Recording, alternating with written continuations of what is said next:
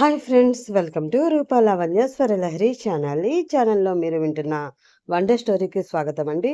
ఈ స్టోరీ విని మీకు నచ్చితే ప్లీజ్ లైక్ చేసి, షేర్ చేసి, సబ్స్క్రైబ్ చేసుకోండి. ఇంకా స్టోరీలోకి వెళదాం. హైదరాబాద్ సిటీ శివార్లోని హైవే రోడ్ కాబట్టి వెహికల్స్ చాలా వేగంగా దూసుకుపోతున్నాయి. రోడ్డు పక్కన ఉన్న ఒక పెద్ద మర్రి చెట్టు కింద ఒక బైక్ యాక్సిడెంట్లో నుజ్జు నుజ్జు అయ్యి కింద పడి ఉంది. అప్పుడే అడ్డుగా వెళుతూ ఉన్న మన్విత ఆ యాక్సిడెంట్ని చూసి ఆగి అటువైపు వెళ్లి చూడగా ఇద్దరు భార్యాభర్తలు తీవ్రమైన గాయాలతో అక్కడ పడి ఉన్నారు. వారిని చూసి కంగారు పడిన ఆమె అక్కడ ఉన్న వారందరినీ హెల్ప్ చేయమని అడుగుతుంది. కానీ ఎవరు పట్టించుకోవడం లేదు. సరిగ్గా అదే సమయంలో దూరం నుండి ఒక పెద్ద కారు వస్తున్నట్లు ఇంజిన్ సౌండ్ వస్తుంది. ఒక luxury black colour SUV car airport నుండి వస్తూ ఈ రద్దీని చూసి ఒక్కసారిగా టైర్లు సౌండ్ వస్తూ రోడ్డు పక్కన ఆగుతుంది. అందరూ ఎవరు అన్నట్లు అటే చూస్తూ ఉంటే కార్ డోర్ తెరుచుకుంటుంది. 6 అడుగుల ఎత్తులో స్టైలిష్ గా బ్లూ కలర్ బ్లేజర్ సూట్ లో ఉన్న అతను కారు దిగాడు. ఎయిర్పోర్ట్ నుండి వస్తున్నందున అతని ఫేస్ లో కాస్త అలసట కనిపిస్తూ ఉంటుంది. కానీ యాక్సిడెంట్ చూసి అతని కళ్ళు క్షణాల్లో షార్ప్గా మారిపోతాయి. వేగంగా జనాన్ని తోసుకుంటూ వాళ్ళ దగ్గరికి వస్తాడు. అతను చూడగానే మన్వితకి ఒక హోప్ రావడంతో అతని వైపు వెళ్ళి ప్లీజ్ సార్ హెల్ప్ చేయండి అని అంటూ ప్రాధేయపడుతుంది. ఆమె వైపు కోపం నిండిన కళ్ళతో చూస్తూనే ఆ భార్యాభర్తల్ని అక్కడి నుంచి తీసుకుని వెళ్ళి తన కారులో పడుకోబెట్టుకుని కారు ఎక్కడానికి చూస్తూ ఉన్న క్రాంతికి కంగారుగా అక్కడికి వచ్చిన మన్విత కనిపించడంతో కోపాన్ని ఆపుకోలేక చాచిపెట్టి ఆమెను కొట్టి ఆ దంపతులని హాస్పిటల్కి తీసుకువెళతాడు క్రాంతి. అతను ఎందుకు తన మీద అంత కోపం చూపించాడో తెలియని మన్విత దాని గురించి ఆలోచిస్తూ తన రూమ్కి వెళ్ళిపోతుంది. అక్కడ ఆమె రూమ్మేట్ ఆమె చెంప చూసి ఏమైంది అని అడిగినా కూడా ఆ విషయం ఆమెతో చెప్పడానికి ఇష్టపడదు మన్విత. ఆ తర్వాత రోజు మన్విత పనిచేస్తున్న కంపెనీకి సీఈఓగా వస్తాడు క్రాంతి. అతన్ని అక్కడ చూడగానే ఆమె గుండె ఆగినంత పనవుతుంది. అటెండర్ వచ్చి మిమ్మల్ని సార్ పిలుస్తున్నారు అని చెప్పడంతో భయంతో ఆమెకి ఒళ్ళంతా చెమటలు పట్టేస్తాయి. ఏదోలా ధైర్యం చేసి ఆ క్యాబిన్లో అడుగు పెడుతుంది. అప్పుడు కూడా క్రాంతి కళ్ళు కోపంగానే ఉంటాయి. తనని చంపేయాలి అన్నంత ఆవేశం అతనిలో ఉంది అని ఆమెకు అర్థమవుతుంది. కానీ ఎందుకు తన మీద అతనికి అంత కోపం అన్న విషయం మీద మాత్రం ఆమెకి ఎలాంటి క్లారిటీ ఉండదు. సరిగ్గా అప్పుడే వాళ్ళ అమ్మ నుంచి ఆమెకి కాల్ వస్తుంది. తన తండ్రికి యాక్సిడెంట్ అయిందని, ఇప్పుడు ప్రమాద పరిస్థితుల్లో హాస్పిటల్లో ఉన్నాడు అని, తనని త్వరగా రమ్మని ఆ కాల్ సారాంశం అవడంతో ఒక్కసారిగా ఆమెకేం చేయాలో అర్థం కాని పరిస్థితి ఏర్పడుతుంది. తండ్రికి ఎలా ఉందో ఏంటో అని ఆమె టెన్షన్ పడుతున్న సమయంలోనే డాక్టర్ కూడా కాల్ చేసి తన తండ్రి ఒక చిన్న పిల్లవాడికి యాక్సిడెంట్ చేశాడని, ఆ పిల్లవాడు కూడా ప్రస్తుతం ప్రమాద పరిస్థితిలో ఉన్నారని, ఇద్దరికి ట్రీట్మెంట్ చేయాలి అంటే 15 లక్షల వరకు ఖర్చు అవుతుందని చెప్తారు. అది విన్న మన్విత కాళ్ల కింద భూమి కంపించడమే కాదు, అది అంతా క్రాంతి పన్నిన వల అని ఆమెకు అర్థమైపోతుంది. ఆ వల నుంచి అతను తప్ప తనని ఎవరు బయటికి తీసుకురాలేరు అని అర్థమవడంతో అతని కాళ్ళు పట్టుకుని మరీ తన తండ్రికి ఏం కాకుండా చూడమని బతిమిలాడుతుంది మన్విత. నిస్సహాయంగా తన ముందు తల వంచిన ఆమెని చూసి క్రూరంగా నవ్వుకుంటూ నేను అలా చెయ్యాలి అంటే నువ్వు బాండ్ పేపర్స్ మీద సంతకం చేయాలి అంటూ కొన్ని ఖాళీ బాండ్ పేపర్స్ ఆమెకి ఇస్తాడు. ఖాళీగా ఉన్న ఆ పేపర్స్ చూసి తనను ఎందులోనో ఇరికిస్తున్నాడు అని అర్థం చేసుకున్న ఆమె అతన్ని నిలదీస్తుంది. కానీ అతను ఎటువంటి సమాధానం చెప్పకుండా నీ తండ్రి ప్రాణాలు కావాలి అంటే సంతకం చేసి తీరాలి అంటాడు. దానితో తన జీవితాన్ని అతని కాళ్ళ దగ్గర పరచడానికి సిద్ధమై కళ్ళు మూసుకుని ఆ పేపర్స్ మీద సంతకం పెట్టేస్తుంది. అప్పటి నుంచి అతని చేతిలో కీలుబొమ్మలా మారుతుంది మన్విత. అందరి ముందు ఆమె మీద ఎంతో ప్రేమ ఉన్నట్లు, ఆమె తన ప్రాణ సమానమైన ప్రేయసి అన్నట్లు నటిస్తూ ఉంటాడు. ఆమె కూడా అలాగే నటించేలా చేస్తూ ఆమె క్యారెక్టర్ని ఒక్కొక్క మెట్టు దిగజార్చుతూ ఉంటాడు క్రాంతి. ఒకప్పుడు చాలా పద్ధతైన పిల్ల మన్విత అని అనుకున్న వారందరూ కూడా అందమైన వల వేసి వచ్చిన రోజే సీఈఓని పట్టేసింది, ఇలాంటి వాళ్ళ వల్లే ఆడవాళ్ల పరువు పోతుంది అని ఆమెను చూసి అందరూ అసహించుకునే పరిస్థితికి దిగజారిపోతుంది ఆమె. అలా దిగజారి పోయేలా చేస్తాడు క్రాంతి. చివరికి ఆమె తల్లిదండ్రుల ముందు కూడా ఆమెని తప్పు చేసిన దానిలా నిలబెడతాడు. అదే ఆఫీస్లో ఆమెను ఎప్పటి నుంచో ప్రేమిస్తూ ఉన్న సాగర్ కూడా ముందు ఆ విషయాన్ని నమ్మకపోయినా మన్విత ప్రవర్తన క్రాంతి అంటే ఇష్టంగా ఆమె ఉండడం, నవ్వుతూ అతనితో తిరగడం, అతని ఇంట్లోనే ఆమె ఉంటుంది అన్న అన్నీ అతనికి తెలియడంతో ఆ విషయాలన్నీ నమ్ముతాడు సాగర్. క్రాంతి మాత్రం మన్వితకి నరకం చూపిస్తాడు. తన ఇంట్లో ఒక పని మనిషిని చేసి అంచెలంచెలుగా తన కోపాన్ని ఆమె మీద ప్రదర్శిస్తూ తన పగని తీర్చుకుంటూ ఉంటాడు. అదే సమయంలో ఆమె మీద ప్రాణాలు పెట్టుకున్న సాగర్ ఆమె తనని ప్రేమించలేదు అని, క్రాంతిని ప్రేమిస్తుంది అని తెలుసుకుని పిచ్చివాడిలా ప్రవర్తిస్తూ యాక్సిడెంట్కి గురి అవుతాడు. రక్తపు మడుగులో పడి కొట్టుకుంటూ ఉన్న సాగర్ని చూసి విలవిల్లాడిపోయిన మన్విత హాస్పిటల్కి తీసుకువెళుతుంది. అక్కడికి వచ్చిన క్రాంతి ఆమెని అపార్థం చేసుకుని ఆమెని కొట్టి ఆమె వల్లే సాగర్ ఈరోజు ఈ పరిస్థితిలో ఉన్నాడు అంటూ ఆమెని నిందించి బలవంతంగా తన ఇంటికి తీసుకువెళ్ళి ఆ కోపంలో ఆవేశంలో ఆమె మీద అఘాయిత్యం చేస్తాడు. ఆమె ఎంత వద్దు అని ప్రాధేయపడినా కనికరించకుండా ఆమెని బలవంతంగా సొంతం చేసుకుని, ఇంతటితో నేను నీకు వేసిన శిక్ష ముగిసింది, ఇకనైనా ఎవరిని మోసం చేయకుండా ప్రేమ అనే వల వేసి మనుషుల ప్రాణాలతో ఆడుకోకుండా బుద్ధిగా ఉండు అంటూ వార్నింగ్ ఇచ్చి అక్కడి నుంచి వెళ్ళిపోతాడు క్రాంతి. అతను చేసిన పనులకి సగం చచ్చిపోయిన మన్విత ఒంట్లో శక్తి లేకపోయినా సరే అక్కడి నుంచి దూరంగా పారిపోవాలి, ఆ మనుషుల మధ్య తను బ్రతకలేదు అని అనుకుని ఆఫీస్కి వెళ్ళి తన రిజైనింగ్ లెటర్ అక్కడ పెట్టి ఆ ఆఫీస్ దాటి బయటికి వచ్చి అక్కడ తన కోసమే ఎదురు చూస్తూ ఉన్న తండ్రిని చూసి షాక్ అవుతుంది. నిజం చెప్పు తల్లి, ఏం జరిగింది? నా కూతురు తప్పు చేసింది అంటే నేను నమ్మలేకపోతున్నాను అని ఆవేదనగా అడిగిన తండ్రికి నిజం చెప్పి చిన్న పిల్లలా ఏడుస్తుంది. ఇక్కడ నేను బ్రతకలేను, ఎక్కడికైనా తీసుకువెళ్ళిపోండి అని ఎక్కిళ్ళు పెడుతూ ఏడుస్తూ ఉన్న తన కూతుర్ని హక్కున చేర్చుకుని అక్కడి నుంచి తీసుకువెళ్ళిపోతాడు ఆమె తండ్రి. 2 రోజులు హాస్పిటల్లో సాగర్ దగ్గర ఉండి అతని ప్రాణానికి ఏ ప్రమాదము లేదు అని తెలిసిన తర్వాత ఆఫీస్కు వచ్చిన క్రాంతికి మన్విత ఆఫీస్ నుండి వెళ్ళిపోయింది అన్న విషయం తెలుస్తుంది. అలా ఎలా వెళ్ళిపోతుంది అని మేనేజర్ మీద అరిచి ఆమె కోసం అపాయింట్ చేసుకున్న డిటెక్టివ్ టీంకి కాల్ చేసి ప్రస్తుతం ఆమె ఎక్కడ ఉందో కనుక్కోమని చెప్పడంతో 1 గంట తర్వాత అతనికి రిపోర్ట్ పంపిస్తారు డిటెక్టివ్ టీం. అందులో మన్విత బస్సు ఎక్కడం వరకు మాత్రమే ఉంటుంది. ఆ బస్సు ఎక్కి ఎక్కడికి వెళ్ళింది, ఎందుకు వెళ్ళింది అన్నది ఏదీ ఉండదు. అది అంతా చూస్తూ ఉన్న క్రాంతి చూపు ఒక్కసారిగా పాత రిపోర్ట్ మీద పడుతుంది. అందులో ఆమెకి అసలు ఇన్స్టాగ్రామ్ ఐడి లేదు అని ఉండడంతో షాక్ అవుతాడు అతను. డిటెక్టివ్ని పిలిపించి అదే విషయం అడగడంతో అవును సార్, ఆమెకి ఇన్స్టాగ్రామ్ ఐడి లేదు, అది ఒక్కటే కాదు ఆమెకి ఎలాంటి సోషల్ మీడియాలోని అకౌంట్స్ లేవు అని కన్ఫర్మ్ చేస్తాడు అతను. అది విన్న క్రాంతికి తల తిరిగిపోయినట్లు అనిపిస్తుంది. సోషల్ మీడియా అకౌంట్ లేకపోతే తనకి జరిగిన అన్యాయానికి కారణం ఎవరు? అది చేసింది ఆమె కాదా అని ప్రశ్నించడంతో ఆమె కాదు సార్, ఆమె పేరుతో ఎవరో ఫేక్ ఐడి క్రియేట్ చేశారు అని చెప్తాడు డిటెక్టివ్. ఆ విషయం తెలుసుకున్న క్రాంతి ఒక్కసారిగా కుప్పకూలిపోతాడు. తనకి తెలియకుండానే తను ఎంత పెద్ద తప్పు చేశాడో తెలుస్తూ ఉండడంతో అతని గుండెల్లో ఎవరో కత్తితో గుచ్చినంత నొప్పిగా అనిపిస్తూ ఉంటుంది. ఒక్కసారిగా అతని కళ్ళ ముందు గతం కదలాడుతుంది. ఆదిత్య, క్రాంతి తమ్ముడు. అతనంటే క్రాంతికి ప్రాణం. అతను ఏది అడిగినా కూడా కాదు అనకుండా ఇచ్చే క్రాంతి అంటే తమ్ముడికి పంచప్రాణాలు. చాలా సెన్సిటివ్ అయిన ఆదిత్యని జాగ్రత్తగా చూసుకుంటూ ఉంటారు క్రాంతి వాళ్ళ అమ్మ. అలా ఆ ముగ్గురు సంతోషంగా ఉన్న సమయంలో ఆన్లైన్లో ఆదిత్యకి పరిచయం అవుతుంది మన్విత.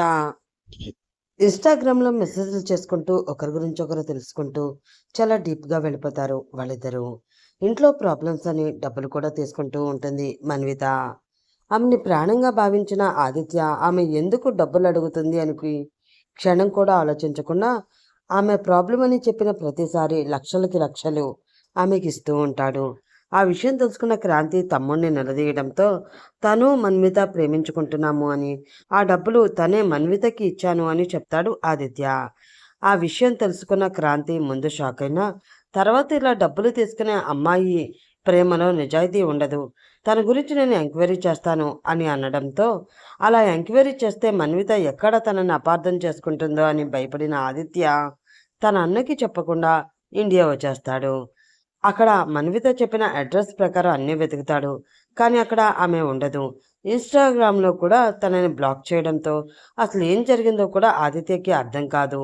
అలా ఆమె ఫోటో పట్టుకుని ఆమె కోసం వెతుకుతూ ఉండగా బస్ స్టాప్లో అతనికి కనిపిస్తుంది మన్విత. ఆమె దగ్గరికి వెళ్ళి ఏమైపోయావు? ఎందుకు నన్ను బ్లాక్ చేశావు? అని ఎమోషనల్‌గా మాట్లాడుతున్న ఆదిత్యని ఏదో పిచ్చివాడిని చూసినట్లు చూసి, తను ఎవరో నాకు తెలీదు అంటూ అక్కడున్న వారి అందరితోటి కొట్టించి పోలీస్ స్టేషన్‌లో పెట్టిస్తుంది మన్విత. ఆ అవమానాన్ని అసలు భరించలేకపోతాడు ఆదిత్య. అతను స్టేషన్‌లో ఉన్నాడు అని తెలుసుకున్న క్రాంతి ఇండియా వచ్చి అతన్ని విడిపించుకుని తనతో తీసుకుని ఉంటాడు. అలా ఎయిర్‌పోర్ట్‌కి వెళ్ళిన ఆదిత్య మన్విత చేసిన అవమానాన్ని తట్టుకోలేక ఎయిర్‌పోర్ట్ వాష్‌రూమ్‌లో సూసైడ్ చేసుకొని చనిపోతాడు. తన కళ్ళ ముందే తన తమ్ముడు చనిపోవడం చూసిన క్రాంతి ఆ క్షణమే డిసైడ్ అవుతాడు. మన్వితకి సరైన శిక్ష వెయ్యాలి అని. ఆ విధంగానే ప్లాన్ చేసుకుని ఆమె జీవితంలోకి వచ్చి ఆమె జీవితాన్ని అల్లకల్లోలం చేసి ఒక క్యారెక్టర్‌లెస్ ఆడదానిలా అందరి ముందు నిలబెడతాడు. కానీ తను చేసింది తప్పు అని, వాళ్ళు అనుకున్నట్లు ఆ మెసేజ్‌లు చేసింది, ఆ డబ్బులు తీసుకున్నది మన్విత కాదు అని, ఆమె ఫోటోస్ ఉపయోగించుకుని వేరే వాళ్ళు ఆ విధంగా చేశారని తెలుసుకున్న క్రాంతికి ఒక్కసారిగా మైండ్ బ్లాక్ అయింది. తన తల్లి ఆరోగ్యం బాగోకపోవడంతో యూఎస్ఏ వెళ్ళిన క్రాంతి ఆమెకి కొంచెం సెట్ అయ్యాక తన తల్లికి నిజం చెప్పి, ఆమె చెప్పిన ప్రకారం మన్వితని క్షమాపణ అడగాలి అని, ఆమె ఒప్పుకుంటే ఆమెను పెళ్లి చేసుకోవాలి అని ఇండియా తిరిగి వచ్చి, అసలు దీని అంతటికి కారణమైన మన్విత క్లోజ్ ఫ్రెండ్ శృతిని, ఆమెతో కలిసి ఉన్న మరికొందరిని తన స్టైల్లో శిక్షించి పోలీసులకి అప్పచెప్పుతాడు. ఆ విధంగా తన పగ అయితే తీరింది. కానీ ఏ పాపం తెలియని మన్విత జీవితం అన్యాయం అయిపోయింది. అది కూడా తన వల్లనే అన్న ఆలోచన అతన్ని కుదురంగా ఉండనివ్వడం లేదు. ప్రతి క్షణం ఆమె గురించి ఆలోచిస్తూ ఆమె కోసం వెతుకులాట సాగిస్తూనే ఉన్నాడు. కానీ ఆమె ఎక్కడ ఉందో అతనికి తెలియడమే లేదు. అలా 7 నెలల కాలం గడిచిపోయింది. ఒకరోజు డిటెక్టివ్ నుంచి కాల్ రావడంతో అతను చెప్పిన వివరాల ప్రకారం మన్విత ఒక మారుమూల గ్రామంలో, అది కూడా ఎటువంటి వసతులు సౌకర్యం లేని ఒక అడవి లాంటి ప్రాంతంలో ఉంది అని తెలుసుకుని అక్కడికి బయలుదేరతాడు క్రాంతి. ఆమెని అలా చూస్తూ ఉంటే క్రాంతి గుండెల్లో ఒక పెద్ద తుఫాన్ లాంటిది వచ్చేస్తుంది. 7 నెలల క్రితం ఆ నరకం లాంటి రాత్రి తన ఆమెపై చేసిన పైశాచికపు బలవంతపు కలయిక గుర్తు వస్తుంది. ఆ క్రూరమైన రాత్రికి సాక్ష్యంగా మన్విత తన బిడ్డని తన కడుపులో మోస్తుంది. తను చేసిన పాపానికి ఇది పెద్ద శిక్ష అని ఇప్పుడు క్రాంతి శరీరం కూడా వణకడం మొదలవుతుంది. అక్కడ మన్విత కూడా క్రాంతిని చూసి ముందు భయంతో వణికిపోయినా నెక్స్ట్ మినిట్ ఆ భయాన్ని కోపం డామినేట్ చేసిన ఎర్రటి కళ్ళతో కోపంగా చూస్తుంది. ఏ రాక్షసుడి మొహం అయితే జీవితంలో చూడకూడదు అని అనుకుని ఆ చీకటి ఊరికి వచ్చిందో ఆ రాక్షసుడే, ఆ బీస్ట్నే ఇప్పుడు తన కళ్ళ ముందు నిలబడి ఉండడం చూసి భయంతో కోపంతో వణికిపోతూ తన కడుపుపై 2 చేతులు వేసుకుని వెనక్కి అడుగులు వేస్తుంది. ఆమె కళ్ళల్లో భయం, కన్నీరు ఒకసారి సుడులు తిరుగుతూ ఉంటాయి. మన్వితని అలా చూడగానే క్రాంతికి ఇక ఏమీ తోచదు. 7 నెలల పశ్చాత్తాపం, ఆ గిల్టీనెస్ ఒక్కసారిగా కట్టలు తెచ్చుకుంటాయి. అతను క్షణం కూడా ఇంకేమీ ఆలోచించకుండా పిచ్చివాడిలా పరిగెత్తుకుంటూ ఆమె దగ్గరికి వెళ్ళి నేరుగా మన్విత కాళ్ళ ముందు మోకాళ్ళ మీద కింద కూలబడతాడు. చిన్న పిల్లాడిలా ఆమె పంజాబీ డ్రెస్ అంచుని పట్టుకుని కన్నీళ్లు పెట్టుకుంటూ క్షమించమని అడగడం మొదలు పెడతాడు. మన్విత, నన్ను నన్ను క్షమించు మన్విత. నేను రాక్షసుడిని. నువ్వన్నట్లు నేను పెద్ద బీస్ట్ని. నా కళ్ళు మూసుకుపోయి నీకు అంత నరకాన్ని చూపించాను. నువ్వు నువ్వు ఏ తప్పు చేయలేదు అని నువ్వు నన్ను వదిలేసి ఇలా దూరం వెళ్ళాకే నాకు తెలిసింది మన్విత. ప్లీజ్ నన్ను క్షమించు. నా పాపానికి ప్రాయశ్చిత్తం చేసుకునే ఒక్క ఛాన్స్ ఇవ్వు. ఏడుస్తూ వణుకుతున్న గొంతుతో క్రాంతి అడుగుతూ ఉంటే అతను కోటీశ్వరుడు చిటిక వేస్తే తనలాంటి ఎంతోమంది అమ్మాయిలు అతని ముందు క్యూ కడతారు అని ఆమెకు తెలుసు. వాళ్ళలో ఎంతమంది జీవితాలతో అతను ఆడుకున్నా అడిగేవాళ్ళు లేరు. ఇప్పుడు కూడా తను తలుచుకుంటే ఆమె ప్రాణాలు క్షణాల్లో గాల్లో కలిపేసి అతని చేతికి మట్టి కూడా అంటనివ్వకుండా చేసుకోగలడు.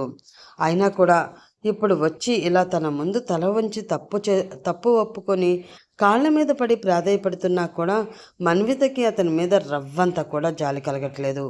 పైగా ఆ రాత్రి తను అనుభవించిన నరకం గుర్తొచ్చి ఆమె ఒళ్ళు కోపంతో అసహ్యంతో రగిలిపోతూ ఉంటే ఒళ్ళంతా జలధరించి క్రాంతి చేతులను విసురుగా నెట్టేసి భయంతో వణుకుతూ తండ్రి వెనకాలకి వెళ్ళిపోతుంది.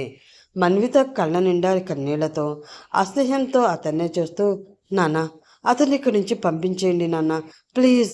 అతని మొహం కూడా నేను చూడలేను. నాకు ఇష్టం లేదు, వెళ్ళిపోమ్మనండి. అతన్ని చూస్తుంటే నాకు ఆ రోజు జరిగిన అన్యాయం తప్ప ఇంకేమీ గుర్తు రావడం లేదు. ప్లీజ్ అని గట్టిగా ఏడుస్తూ వేగంగా లోపలికి గదిలోకి వెళ్ళి తలుపులు వేసుకుని లాక్ చేసుకుంటుంది. కూతురి ఏడుపు చూసి ఆ తండ్రి ప్రాణం విలవిలలాడుతుంది. ఆయన మరింత ఆవేశంతో క్రాంతి కాలర్ పట్టుకున్నంత పని చేస్తూ గట్టిగా అరుస్తూ, విన్నావు కదా, విన్నావు కదా, నా కూతురు నిన్ను చూడడానికి కూడా ఇష్టపడడం లేదు. వెళ్ళిపో ఇక్కడి నుంచి. నిన్ను చూస్తుంటేనే నాకు అసహ్యం వేస్తుంది. అయినా చేయాల్సిందంతా చేసి రాక్షసుడిలా బాధలు పెట్టి ఇప్పుడు వచ్చి తప్పయింది క్షమించమని అడగంగానే క్షమించేయడానికి మేమేం ఋషులం కాదు, మామూలు మనుషులం. మమ్మల్ని ఇలా అయినా బ్రతకనివ్వు. తను ఈ టైంలో ఎక్కువ స్ట్రెస్ తీసుకోకూడదు. నిజంగా నీలో మానవత్వం ఇంకా మిగిలే ఉంటే వెంటనే వెళ్ళిపో. మళ్ళీ ఎప్పుడు మాకు ఎదురుపడకు అని అరుస్తారు. అప్పటికే రాత్రి అయిపోవడంతో ఊరంతా కూడా నిశ్శబ్దంగా ఉంటుంది. అలాంటి చోట చాలా సేపటి నుంచి జరుగుతున్న ఈ గొడవ అరుపులకి చుట్టుపక్కల ఉన్న ఊరి జనం అంతా అక్కడికి వచ్చేస్తారు. లోపల జరుగుతున్న గొడవను, క్రాంతి బతిమలాడడాన్ని చూసి వాళ్ళంతా తమలో తామే ఒక అంచనాకి వస్తారు. ఆ ఊరి జనం అపోహ ఏంటంటే మన్విత ఆ ఊరికి వచ్చేటప్పటికే ప్రెగ్నెంట్ కావడం, ఇప్పుడు క్రాంతి వచ్చి క్షమించమని అడగడంతో భార్యాభర్తల మధ్య ఏదో పెద్ద గొడవ జరిగి ప్రస్తుతానికి మన్విత విడిగా ఉంటుంది అని, ఇప్పుడు భర్త తప్పు తెలుసుకుని భార్యని తీసుకువెళ్ళడానికి వచ్చాడు అని ఊరు వాళ్ళంతా అనుకుంటారు. వాళ్లకు వీళ్ళిద్దరికీ అసలు పెళ్ళే కాలేదని నిజం తెలీదు.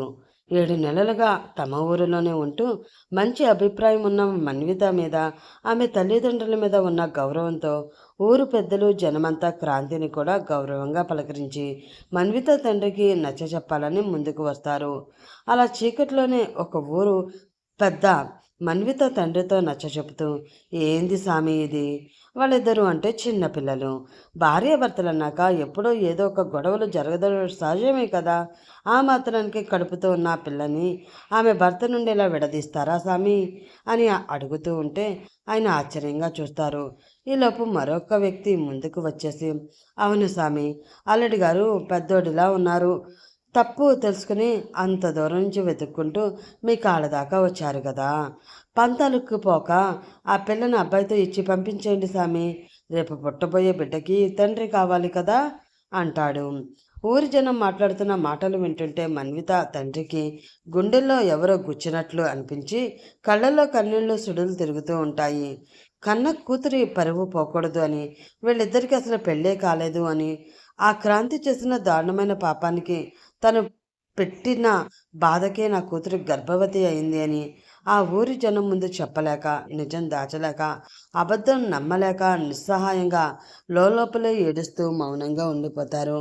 ఒకవేళ నిజం చెప్తే క్రాంతిని వాళ్ళు ఏమంటారో తెలియదు కానీ మర్నాటి నుండి ఆయన్ని, ఆయన కూతుర్ని మాత్రం తప్పు చేయకపోయినా సరే నిందిస్తూ ఏదో ఒకటి అంటూ బాధ పెడతారేమో అని ఆయన భయం. అందుకే గట్టిగా కళ్ళను మూసుకుని ఉండిపోతారు. క్రాంతికి కూడా ఆ తండ్రి పడుతున్న నరకం, నిస్సహాయత అర్థమవుతాయి. తన వల్ల ఒక గౌరవప్రదమైన కుటుంబం సమాజం ముందు తల దించుకునే పరిస్థితి వచ్చింది అని అర్థమయ్యి అతని గుండె ముక్కలవుతూ ఉంటుంది. కానీ క్రాంతి లోపల ఎక్కడా మునుపటి అహంకారం కానీ, కోపం కానీ రవ్వంత కూడా బయటికి రావు. ఆ సీఈఓ అన్న పొగరు పూర్తిగా చచ్చిపోతుంది. ఎంతమంది జనం ఉన్నా సిగ్గుపడకుండా మళ్ళీ మన్విత తండ్రి కాళ్ళ దగ్గరికి వెళ్ళి బతిమలాడడం మొదలు పెడతాడు. ప్లీజ్ సార్, నన్ను నమ్మండి. నేను నిజంగా మన్వితని ప్రాణంగా ప్రేమిస్తున్నాను. నా తప్పు తెలుసుకున్నాను. ఇన్నాళ్ళు తనని ఎంతగా బాధ పెట్టానో నాకు తెలుసు. ఇకపై అయినా తనకి జీవితంలో అన్ని సంతోషాలు ఇవ్వాలన్నదే నా కోరిక. ప్లీజ్, మీకు నా మీద కోపం ఉంటుంది, నాకు తెలుసు. కావాలి అంటే ఆ కోపం పోయే వరకు నన్ను కొట్టండి, చంపండి, కానీ నన్ను ఇక్కడి నుంచి వెళ్ళిపోమ్మనకండి. నేను చేసిన తప్పుకి జీవితాంతం మీ దగ్గరే మన్వితతోనే తనకి తోడుగా నీడగా ఉండిపోతాను సార్. అది తప్ప ఇంకేమీ అడగను అని అంటూనే నెమ్మదిగా మన్విత ఉన్న గది తలుపు దగ్గరికి వెళ్ళి ఆ తలుపు మీద తల పెట్టుకుని కన్నీళ్లతో పిలుస్తూ వెక్కి వెక్కి ఏడుస్తూ, మన్విత ప్లీజ్, ఒక్కసారి బయటికి రారా, ఒక్కసారి నా వైపు చూడు. నన్ను క్షమించమని నేను అడగను, కానీ నిన్ను ఈ పరిస్థితిలో వదిలేసి నేను వెళ్ళలేను. మన్విత ప్లీజ్ ఒక్కసారి బయటికి రా. అలా క్రాంతి ఎంతలా ఏడుస్తూ బతిమలాడుతున్నా ఆ లోపల గది నుండి ఎలాంటి రెస్పాన్స్ రాదు. మన్విత తలుపు తీయలేదు సరికదా, లోపల కనీసం ఆమె ఏడుపు సౌండ్ కూడా వినబడకుండా నిశ్శబ్దంగా ఉండిపోతుంది. చుట్టూ ఊరి జనం లాంతర్ల వెలుతురులో క్రాంతి వైపు జాలిగా చూస్తూ ఉంటే, క్రాంతి ఆ మూసిన తలుపు ముందే కన్నీళ్లతో అలాగే నిలబడతాడు. నువ్వొచ్చే వరకు నేను ఇక్కడి నుంచి వెళ్ళేదే లేదు మన్వి. నువ్వు నన్ను క్షమించానని చెప్పే వరకు నేను ఇక్కడే ఉంటాను. అంతవరకు నువ్వు ఏ శిక్ష వేసినా ఇష్టంగా భరిస్తాను. ప్లీజ్ నన్ను క్షమించు. అసలేమైందో కనీసం ఆ నిజమైన చెప్పనివ్వు అంటూ క్రాంతి ఆ రాత్రి ఎంతలా అరిచినా మన్విత బయటికి రాదు. అలా చూస్తూ చూస్తూనే 2 రోజులు గడిచిపోతాయి. కొన్ని లక్షల కోట్లకి అధిపతి అయిన క్రాంతి అన్నం నీళ్లు లేకుండా ఆ పెంకిటింటి ముందే పడి ఉంటాడు. పగటిపూట నిప్పులు చెరిగే ఎండకి ఎండుతూ, రాత్రిపూట కురిసే వర్షానికి తడుస్తూ, ఒళ్ళంతా వణుకుతున్నా మొండిగా అక్కడే నిలబడి ఉండిపోతాడు. అతని కళ్ళు మన్విత గది తలుపు వైపే నిస్తేజంగా చూస్తూ ఉంటాయి. 2 రోజులు క్రాంతి పడుతున్న నరకాన్ని కిటికీలోంచి గమనిస్తున్న మన్విత వాళ్ళమ్మ మనసు మెల్లిగా కరుగుతుంది. ఎంతైనా ఆవిడ కూడా ఒక కన్నతల్లే కదా. ఒక మనిషి తన కళ్ళ ముందే అలా ప్రాణాలు కోల్పోయే స్థితికి రావడం చూసి ఆమె తట్టుకోలేకపోతుంది. భర్తకి కూతురికి తెలియకుండా నెమ్మదిగా బయటికి వచ్చి క్రాంతి చేయి పట్టుకుని బలవంతంగా లోపలికి పిలిచి వరండాలో కూర్చోబెట్టి గ్లాస్తో వాటర్ అందిస్తుంది. సరిగ్గా అదే సమయానికి మన్విత తండ్రి లోపల నుండి హాల్లోకి వస్తారు. క్రాంతి అక్కడ కూర్చోవడం చూసి ఆయన మొహం కోపంతో ఊగిపోతుంది. భార్య వైపు చూస్తూ చాలా సీరియస్ అయిపోయి కోపంతో అరుస్తూ, ఏం చేస్తున్నావు ప్రశాంతి? వీడు మన కూతురు జీవితాన్ని బుగ్గిపాలు చేసిన దుర్మార్గుడు. ఇలాంటి వాడిని తెచ్చి ఇంట్లో కూర్చోబెడతావా? ఇప్పుడే వీడిని బయటికి పంపేయి. చేసిన మర్యాదలు చాలు అంటారు గట్టిగా. ప్రశాంతి గారు మాత్రం కళ్ళల్లో నీళ్ళతో స్థిరంగా, అలా అనకండి. 2 రోజులుగా అబ్బాయి అన్నం నీళ్లు లేకుండా ఎండకి ఎండుతూ వర్షానికి తడుస్తూ చనిపోయేలా ఉన్నాడు. అసలు అంత డబ్బున్న అతను మన కాళ్ళ దగ్గర ఎందుకు పడి ఉన్నాడు? కనీసం అతను ఎందుకు వచ్చాడో, ఏం చెప్పాలి అనుకుంటున్నాడో ఆ ఒక్క మాటైనా చెప్పనివ్వండి. ఆ తర్వాత మీ ఇష్టం అంటుంది కాస్త సౌమ్యంగా. భార్య మాటల్లోని ఆవేదన చూసి ఆయన కొద్దిగా సైలెంట్ అయిపోతారు. కానీ ఆయన మొహంలో ఇంకా కోపం మాత్రం తగ్గలేదు. ఇద్దరూ భారంగా నిశ్శబ్దంగా క్రాంతి వైపు చూస్తారు. క్రాంతి చేతులు జోడించి కన్నీళ్లు తుడుచుకుంటూ నెమ్మదిగా మాట్లాడడం మొదలు పెడతాడు. ఆ మాటలు లోపల గదిలో ఉన్న మన్వితకి కూడా స్పష్టంగా వినిపిస్తూ ఉంటాయి. క్రాంతి వణుకుతున్న గొంతుతో కన్నీళ్లతో, సార్, ఆంటీ, నేను మీ ముందు నేరస్తుడిగా నిలబడ్డాను. కానీ దానికి కారణం నా తమ్ముడు ఆదిత్య అంటే నాకు ప్రాణం. వాడు యూఎస్ఏలో చదువుకుంటూ ఇన్స్టాగ్రామ్లో మన్వితాదేవి అనే ఐడితో చాట్ చేస్తూ ఆమెను పిచ్చిగా ప్రేమించాడు. ఆ అకౌంట్ నుంచి మన్విత ఫోటోలు చూపిస్తూ తన ప్రేమ కోసం లక్షల రూపాయలు అడిగితే వాడు పంపించాడు అని క్రాంతి చెప్తున్న మాటలకి లోపల గదిలో ఉన్న మన్విత ఒక్కసారిగా ఉలిక్కి పడుతుంది. ఇన్స్టాగ్రామ్ ఏంటి? తను డబ్బులు అడగడం ఏంటి అని నమ్మలేనట్లు ఇంకాస్త ముందుకు వచ్చి తలుపుల చాటున నిలబడి వినడం మొదలు పెడుతుంది. ఆ అమ్మాయి చీట్ చేస్తుంది అని నేను ముందే వార్న్ చేస్తే వాడు నా మాట వినకుండా ఇండియా వచ్చి బస్ స్టాప్ దగ్గర మన్వితని నిలదీశాడు. అప్పుడు మన్విత తనని గుర్తుపట్టలేదని జనం ముందు తిట్టించడంతో ఆదిత్య ఆ అవమానం భరించలేక ఎయిర్పోర్ట్ వాష్రూమ్లోనే యాసిడ్ తాగి నా కళ్ళ ముందే సూసైడ్ చేసుకుని చనిపోయాడు అనగానే ఇక్కడ మన్వితకి 5 ఏళ్ల క్రితం బస్టాప్లో గొడవ చేసిన ఆదిత్య, ఆ రోజు జరిగిన గొడవ మళ్ళీ కళ్ళ ముందు కనిపించి ఆదిత్య చనిపోయాడని తెలియగానే ఆమె కళ్ళల్లో సుడులు మళ్ళీ నీళ్లు చెంపల మీదుగా జారిపోతాయి. ఆ షాక్తో మా అమ్మకి పక్షవాతం వచ్చి వీల్చైర్కి పరిమితం అయిపోయింది అని క్రాంతి ఏడుస్తూ ఆదిత్య చనిపోయిన విధానం చెప్తూ ఉంటే మన్విత తల్లిదండ్రులు షాక్తో చూస్తూ ఉండిపోతారు. క్రాంతి ముక్కలైన అతని గుండెతో గట్టిగా ఏడుస్తూ, నా తమ్ముణ్ణి అలా చూసి నా కళ్ళు పగతో మూసుకుపోయాయి సార్. అందుకే మన్వితపై కక్ష పెంచుకొని ఆమెని నా కంపెనీకి రప్పించి ఒక రాక్షసులా వేధించాను. కానీ తను వెళ్ళిపోయిన రోజే నా detective team cyber crime IP address ద్వారా అసలు నిజం కనిపెట్టింది. ఆదిత్యతో చాట్ చేసింది మన్విత, ఫోటోలు దొంగిలించి లక్షలు నొక్కేసింది మన్విత కాదు, అనగానే హాల్లో ఒక్కసారిగా నిశ్శబ్దం అనుకుంది. మన్విత గుండె వేగం పెరిగిపోయి తన ఫోటోలు పెట్టి తన పేరుతో అలా మోసం చేసిన వాళ్ళు ఎవరా అని భయంతో గుండె పట్టుకుని తలుపు కొద్దిగా తెరిచి బయటికి చూస్తూ ఉంటుంది. అది క్రాంతి కూడా చూస్తూనే ఉంటాడు. అందుకే మళ్ళీ బాధని గొంతులో అద్దుముకుని గొంతు సవరించుకుని చెప్తూ, అలా చేసింది మరెవరో కాదు సార్, మన్విత ప్రాణ స్నేహితురాలు శృతి అనగానే అక్కడ మన్వితకి తల తిరిగిపోతుంది. కాలేజీ రోజుల్లో ఒకే రూమ్లో ఉన్నప్పుడు మన్విత ల్యాప్టాప్ ఆమె కూడా యూజ్ చేసుకుని శృతి మన్విత పేరుతో ఆ ఫేక్ అకౌంట్ క్రియేట్ చేసి ఇదంతా నడిపించింది. ఇదంతా ఆ శృతి చేసిన దారుణమైన మోసం సార్. ఆ శృతిని ఆమె గ్యాంగ్ని ఆల్రెడీ నేను లైఫ్ లాంగ్ జైల్లోనే కుళ్ళిపోయేలాగా శిక్ష పడేలా చేశాను. కానీ ఏ తప్పు తెలియని ఒక దేవత లాంటి మన్వితని నా పగతో నేనే సర్వనాశనం చేశాను సార్. నన్ను క్షమించండి. కానీ ఈ నిజం మీకు చెప్పకపోతే నా ప్రాణం పోయేలా ఉంది.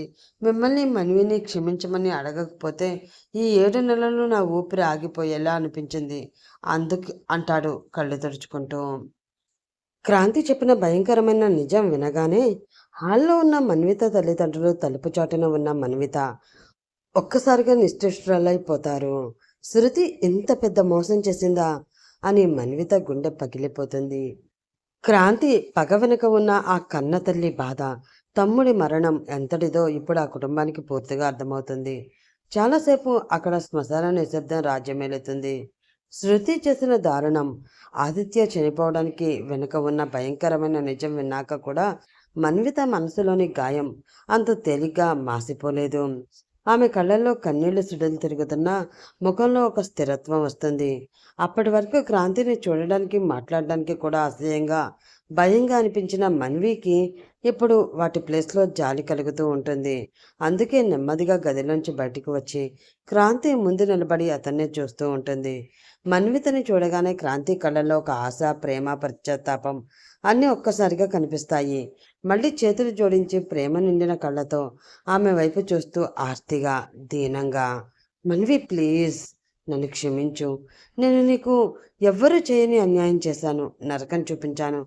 కానీ అవన్నీ నా తమ్ముడిని నువ్వు మోసం చేసి, చీట్ చేసి చనిపోయేలా చేసినందుకే కోపం, పగతో మాత్రమే. కానీ అదంతా చేసింది నువ్వు కాదు అని తెలియగానే ఆ రోజే అప్పుడే నేను చనిపోయాను మన్వి. నిజం. ఇప్పుడు నీ ముందు ఉన్నది పాత క్రాంతి కాదు, కొత్త క్రాంతి. ప్లీజ్ నీ కోపం మొత్తం తీరేలా నన్ను కొట్టు. కావాలి అంటే చంపేయి. అంతేకాని నీకు దూరంగా వెళ్ళిపోమని మాత్రం చెప్పకు. నీకు జీవితం మొత్తం తోడుగా ఉండాలని నిర్ణయం తీసుకున్నాను. నీకింక దూరంగా ఉండలేను. నువ్వు నన్ను ఒప్పుకున్నా ఒప్పుకోకపోయినా పర్వాలేదు. కానీ వద్దని మాత్రం చెప్పకు. దూరంగా ఉంటూ నిన్ను బేబీని చూసుకుంటాను మన్వి. ప్లీజ్ ఈ ఒక్కటి ఒప్పుకో. ఇంకేం అడగను అని బతిమలాడుతూనే ఉంటాడు. అతను అంతలా ఏడుస్తూ బతిమలాడుతున్నా కూడా మన్విత క్రాంతి వైపు మొహంలో ఏ భావం లేకుండా చూస్తుంది. ఇప్పుడు ఆమెలో భయం లేదు, గొంతులో వణుకు లేదు. కేవలం ఒక భారమైన స్పష్టత మాత్రమే ఉంది.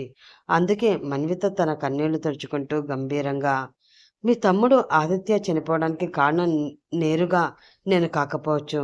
కానీ 5 ఏళ్ల క్రితం అతను ఇండియా వచ్చి నా ముందు నిలబడినప్పుడు, నన్ను నిలదీసినప్పుడు నేను కాస్త నెమ్మదిగా ఏమైందో అడగవలసింది. అతని వివరాలేంటో కనుక్కోవాల్సింది. అలా కనుక్కోకుండా ఎవడో నన్ను హెరాస్ చేస్తున్నాడు అనుకుని ఆవేశపడి అతని పైన పోలీస్ కంప్లైంట్ ఇవ్వడం తొందరపాటే. అది నాదే తప్పు. మీ తమ్ముడిని నేను కాపాడలేకపోయినందుకు దానికి నేను మిమ్మల్ని మనస్ఫూర్తిగా క్షమించమని అడుగుతున్నాను క్రాంతి గారు. ఆ మాట వినగానే క్రాంతి గుండె కరిగిపోతుంది. మన్విత తనను క్షమిస్తుంది అనుకుంటూ సంతోషంగా ఒక అడుగు ముందుకు వేస్తాడు. కానీ మరుక్షణమే మన్విత చూపిన పౌరుషం అతన్ని అక్కడే నిలబెడుతుంది.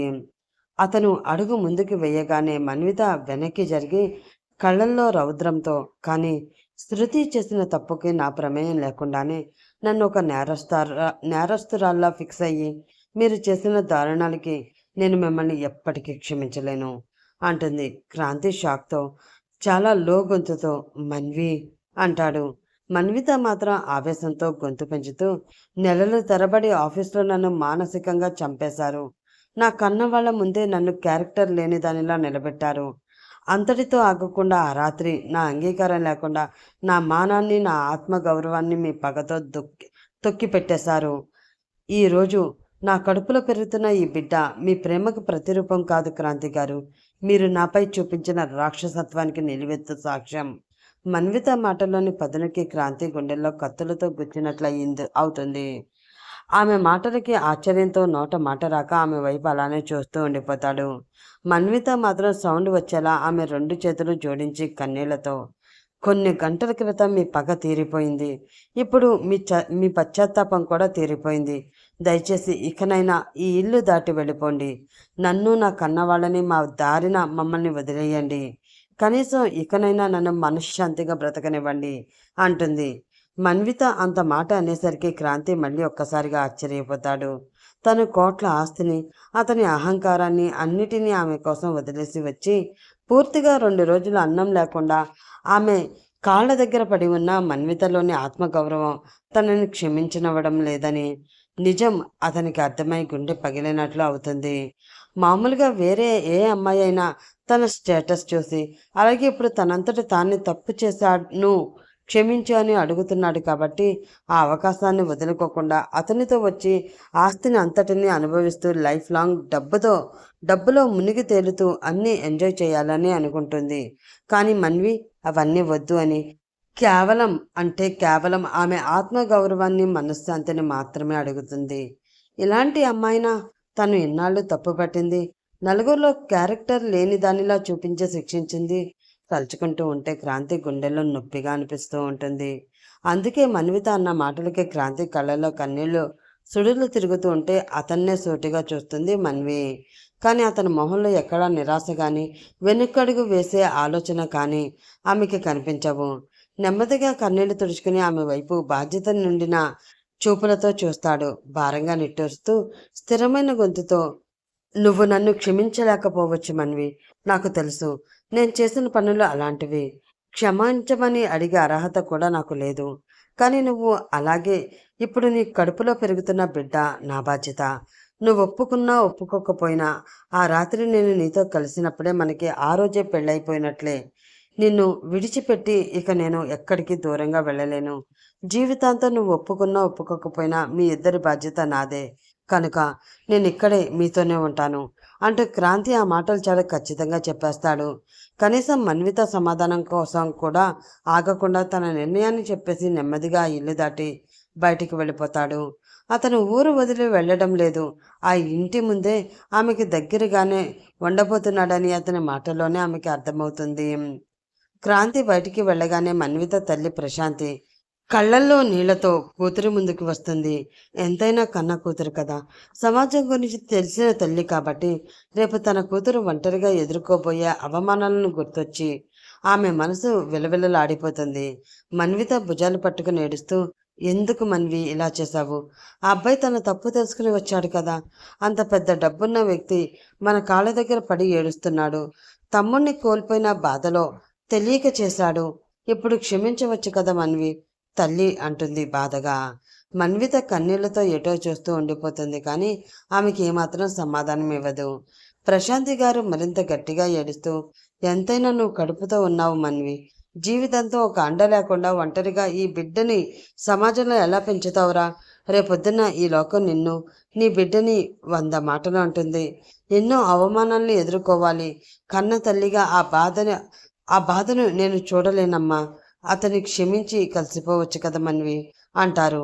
తల్లి మాటలకి మన్విత కళ్ళలోంచి కన్నీళ్లు ధారలుగా కారుతూ ఉంటాయి.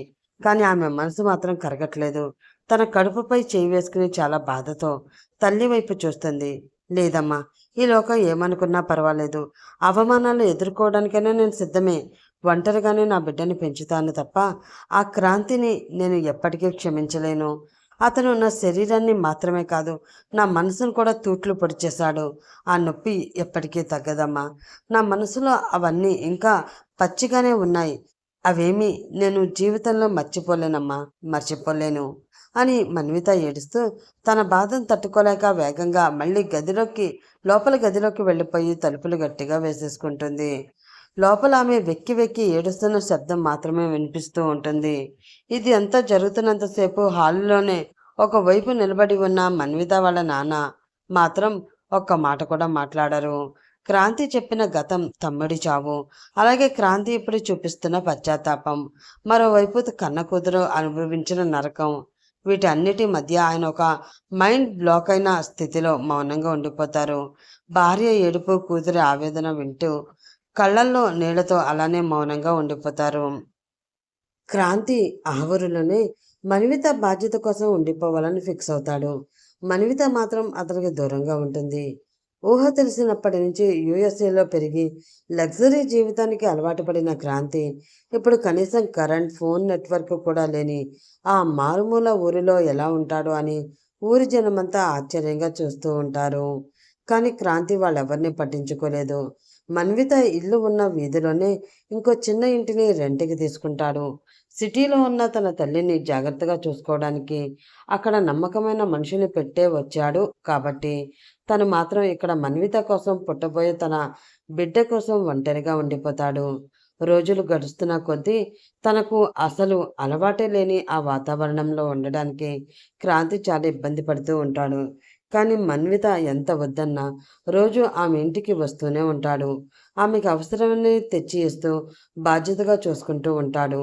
అతను తెచ్చినవి ఏవి ఆమె కనీసం ముట్టుకోవట్లేదు అని అతనికి తెలిసినా కూడా అలా చేస్తూనే ఉంటాడు. అలా వేరే ఏ పని పెట్టుకోకుండా రోజు లేవడం, రెడీ అయ్యి మన్వి ఇంటికి ముందుకు వచ్చేయడం, ఆమెని అలా దూరం నుండి చూస్తూ రోజంతా మౌనంగా గడిపేయడం, ఇది క్రాంతి దినచర్యగా మారిపోతే అతన్ని చూసి కూడా చూడనట్లు ఉండిపోతుంది మాన్వి. మొదట్లో క్రాంతిని చూసి చాలా అసహించుకున్న మన్విత కేవలం తన కోసమే అతను తన లైఫ్ని, బిజినెస్లని వదిలేసి ఎంతో ఇష్టమైన కన్నతల్లిని వీల్ చైర్‌లో ఉండి, ఇప్పుడు కొడుకు అవసరం ఉన్న ఆవిడకి కూడా దూరంగా ఈ చిన్న ఊరిలో ఉంటున్నాడు అని అర్థం చేసుకుంటూ ఉంటుంది. అతనిలోని మార్పు చూస్తున్న ప్రేమ ఆమెకి అర్థమవుతున్నా, గతంలో తను అనుభవించిన నరకం గుర్తొచ్చి మనసులోని కోపాన్ని మాత్రం అస్సలు పట్టించుకోలేదు. పైకి ఏమీ పట్టనట్లే మొండిగా ఉండిపోతుంది.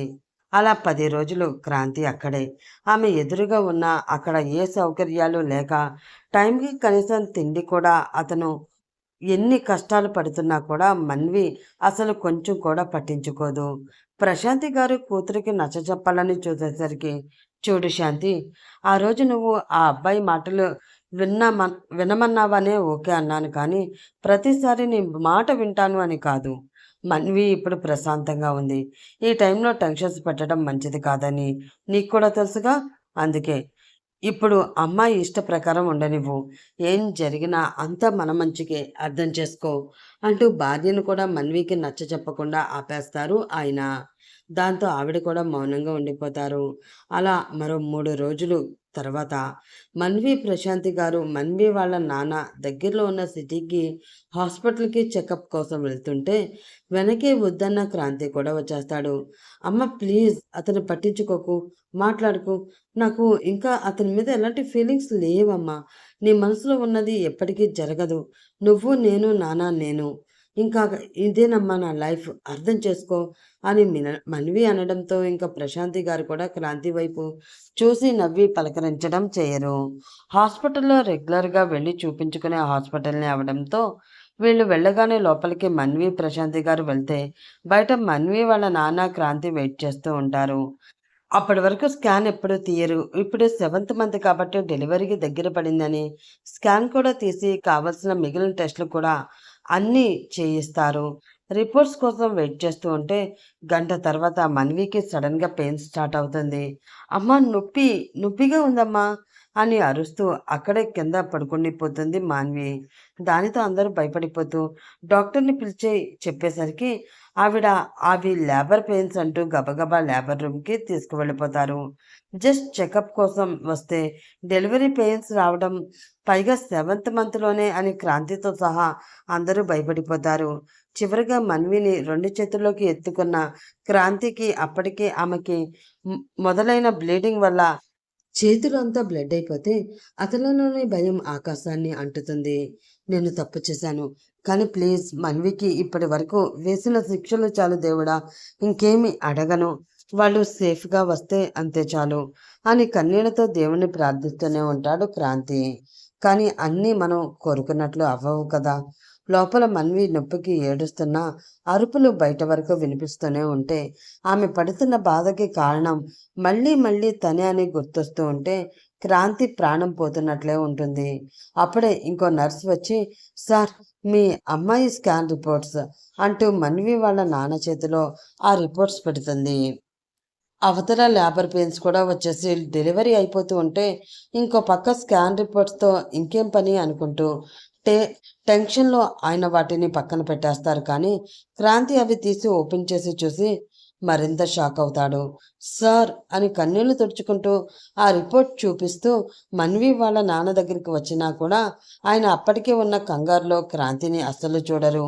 చిరాగ్గా మొహం పెట్టుకుని ఇంకో పక్కకి వెళ్ళిపోతారు. కూతురు ఇన్ని కష్టాలు పడడానికి, ఆ నొప్పులు భరించడానికి ముమ్మాటికి క్రాంతినే కారణమని ఆయనకి ఇంకా కోపం తగ్గనే లేదు. అలా అని క్రాంతితో గొడవ పెట్టుకునే మూడ్ కూడా లేక మౌనంగా ఇంకో పక్కకి వెళ్ళిపోతారు. దాంతో క్రాంతి కూడా ఇంకేమీ అనలేక ఆ రిపోర్ట్స్ని కళ్ళనీళ్లతో మళ్ళీ మళ్ళీ చూసుకుంటూ సైలెంట్ అయిపోతే అలా 2 గంటల పాటు మన్వి నొప్పులు భరించి పండంటి బాబుకి జన్మనిస్తుంది. అదే విషయం నర్సు వచ్చి చెప్పగానే, నిజమా, చాలా థ్యాంక్స్ అమ్మా.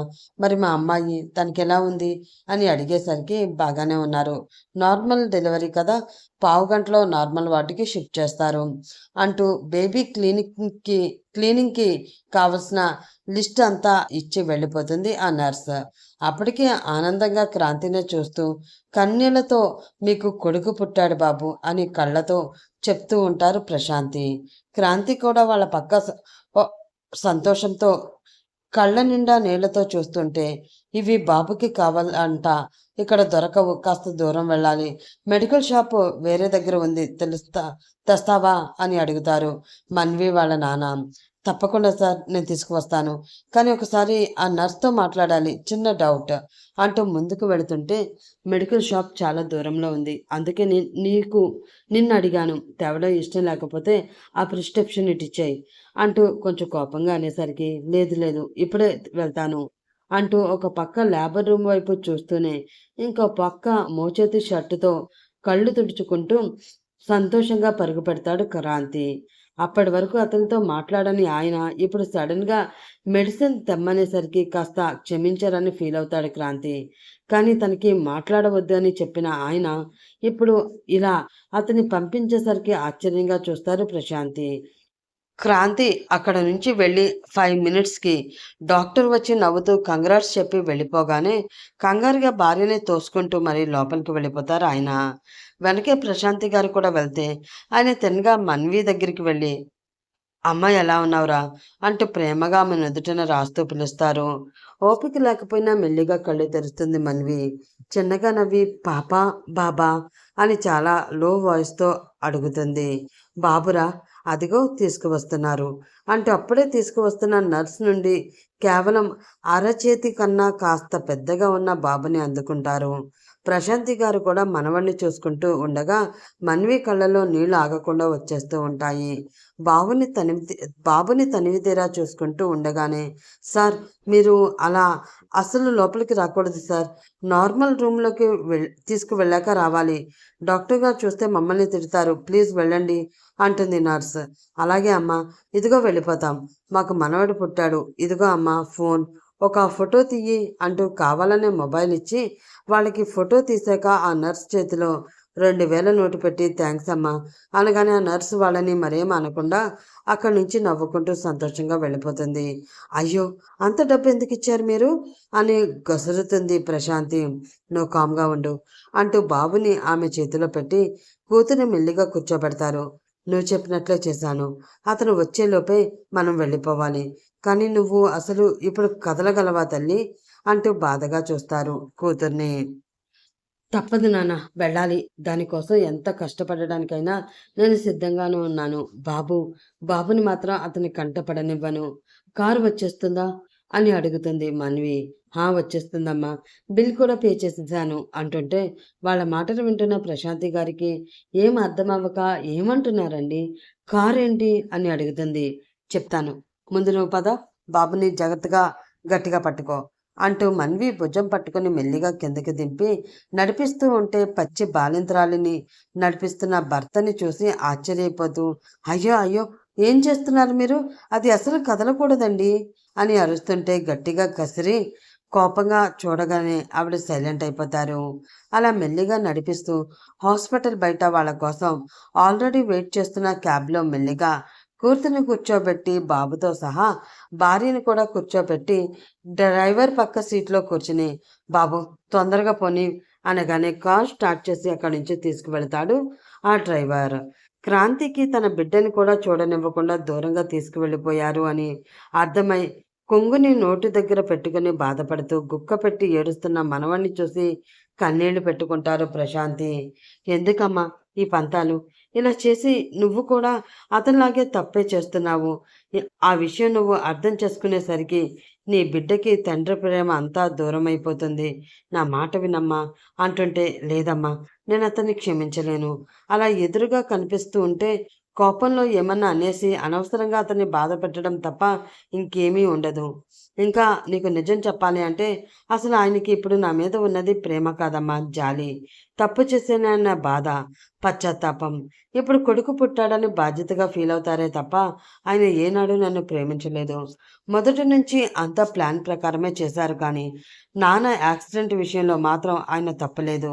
అప్పటి నా సిచ్యువేషన్ని యూజ్ చేసుకుని ఆ కాంట్రాక్ట్ రాయించుకున్నారు అనుకున్నాను. కానీ అంటూ గట్టిగా నోటి మీద చేతిని వేసుకుని ఏడుస్తున్న బాబుని తల్లి నుండి తీసుకుని తన ఏడుపు బయటికి రాకుండా కష్టంగా ఆపుకుంటూ విండో వైపు తిరిగిపోతుంది మన్వి.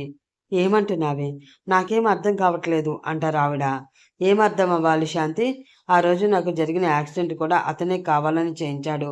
ఆ రోజు నా వల్ల ఆ బాబుకి కూడా ఎన్ని దెబ్బలు తగిలాయో మర్చిపోయావా? అదంతా అతని ప్లాన్ ప్రకారమే చేయించాడు. నేను బ్రతికాను, నాకేం కాలేదు. కాళ్ళు చేతులు తిన్నగా ఆడుతున్నాయి కాబట్టి సరిపోయింది. లేదంటే ఏమై ఉండేది? ఆ ఊహ కూడా మనం ఊహించగలమా? పోనీ అది కూడా వదిలేసేయ్. మన అమ్మాయిని ఎన్ని మాటలు పడేలా చేశాడు. చివరికి నువ్వు నేను కూడా అసహ్యించుకునేలా చేశాడు. మరి అది అప్పుడే ఇంత విషయం తీసుకుని చనిపోయి ఉంటే ఏంటండి ఆ మాటలు అని బాధతో ఆవేదనతో అరుస్తున్నట్లే భర్తని కసురుతుంది ప్రశాంతి. మాటలు కాదు శాంతి, నిజం. ఇవన్నీ పచ్చి నిజాలు. అతను వచ్చి క్షమించమని అడిగిన వెంటనే మర్చిపోము కదా! అయినా మనమేమి అతనికి అన్యాయం చేసో, లేదంటే మోసం చేసో పారిపోవట్లేదు. అతన్ని చూసి ప్రశాంతంగా బ్రతకలేక దూరంగా వెళ్ళిపోతున్నాం అంతే. ఇంకా బాబు అంటావా? వాడు నా మనవడు. నా కంఠంలో ప్రాణం ఉండగా నా కూతురికి వాడికి ఏం తక్కువ చెయ్యను. ఇక నుండి బాబు తండ్రి అంటూ ఎవరైనా అడిగితే చనిపోయాడే అని చెప్పు. అర్థమైందా? అంటూ కోపంగా చూసి చెప్తుంటే ఆవిడికి కూడా ఈసారి మాటలు రావు. అక్కడ హాస్పిటల్లో వీళ్ళు వచ్చేశాక ఏం జరిగిందో చూద్దాం. క్రాంతి మెడిసిన్ బాబుని క్లీన్ చేయడానికి అవసరమని అయినవన్నీ తీసుకువస్తాడు. సిస్టర్ అంటూ అక్కడ కనిపించిన నర్స్కి ఇస్తుంటే అవి తీసుకోకుండా కంగారుగా చూస్తుంది ఆ నర్స్. సిస్టర్ మీకే ఇవి అడిగారు కదా, తీసుకొచ్చాను అంటాడు క్రాంతి. ఆ అమ్మాయి అయోమయంగా ఫేస్ చూసి, సార్ మీరు పేషెంట్ మన్విత గారికి ఏమవుతారు అని అడుగుతుంటే గుండె ఒక్కసారిగా స్కిప్ అవుతుంది క్రాంతికి. చుట్టూ ఒకసారి చూసి చాలా లో వాయిస్తో కొద్దిగా సంతోషపడుతూ, నేను తన హస్బెండ్ని. మా వాళ్ళు ఇక్కడ ఉండాలి కదా, ఇప్పుడు ఎక్కడున్నారు అంటూ అడుగుతాడు. అది అదే సార్, మీతో మాట్లాడాలి, డాక్టర్ గారు మాట్లాడతారు, ఒకసారి రండి అంటూ తిన్నగా డాక్టర్ ఉన్న గదిలోకి తీసుకువెళుతుంది. క్రాంతి అర్థం కాక నర్సు వెనకే నడుస్తాడు. లోపలికి వెళ్ళి డాక్టర్కి విష్ చేశాక ఆవిడ కూడా క్రాంతి ఎవరు అంటూ అడుగుతుంది. ముందు ఏమైందో చెప్పండి, నాకు టెన్షన్‌గా ఉంది అంటూ కనీసం కూర్చోమంటూ సైగ చేస్తున్నా కూడా కూర్చోకుండా కోపంగా అడుగుతాడు. డెలివరీ అయిన కాసేపట్లోనే మన్వి బేబీని తీసుకుని వెళ్ళిపోయినట్లు చెప్పేసరికి ఒక్కసారిగా అతని గుండె వేగం పెరిగిపోయి కళ్ళలో నీళ్లు చివ్వన చిమ్ముతాయి. సార్ మిమ్మల్ని అంత ఫాస్ట్‌గా, అది కూడా మిమ్మల్ని హస్బెండ్‌ని ఇక్కడ పెట్టుకుని కూడా అంత హడావిడిగా వెళ్ళిపోవాల్సిన అవసరం ఏముంది అని డాక్టర్ అడుగుతూ ఉంటే క్రాంతికి ఏం సమాధానం చెప్పాలో కూడా అర్థం కాదు.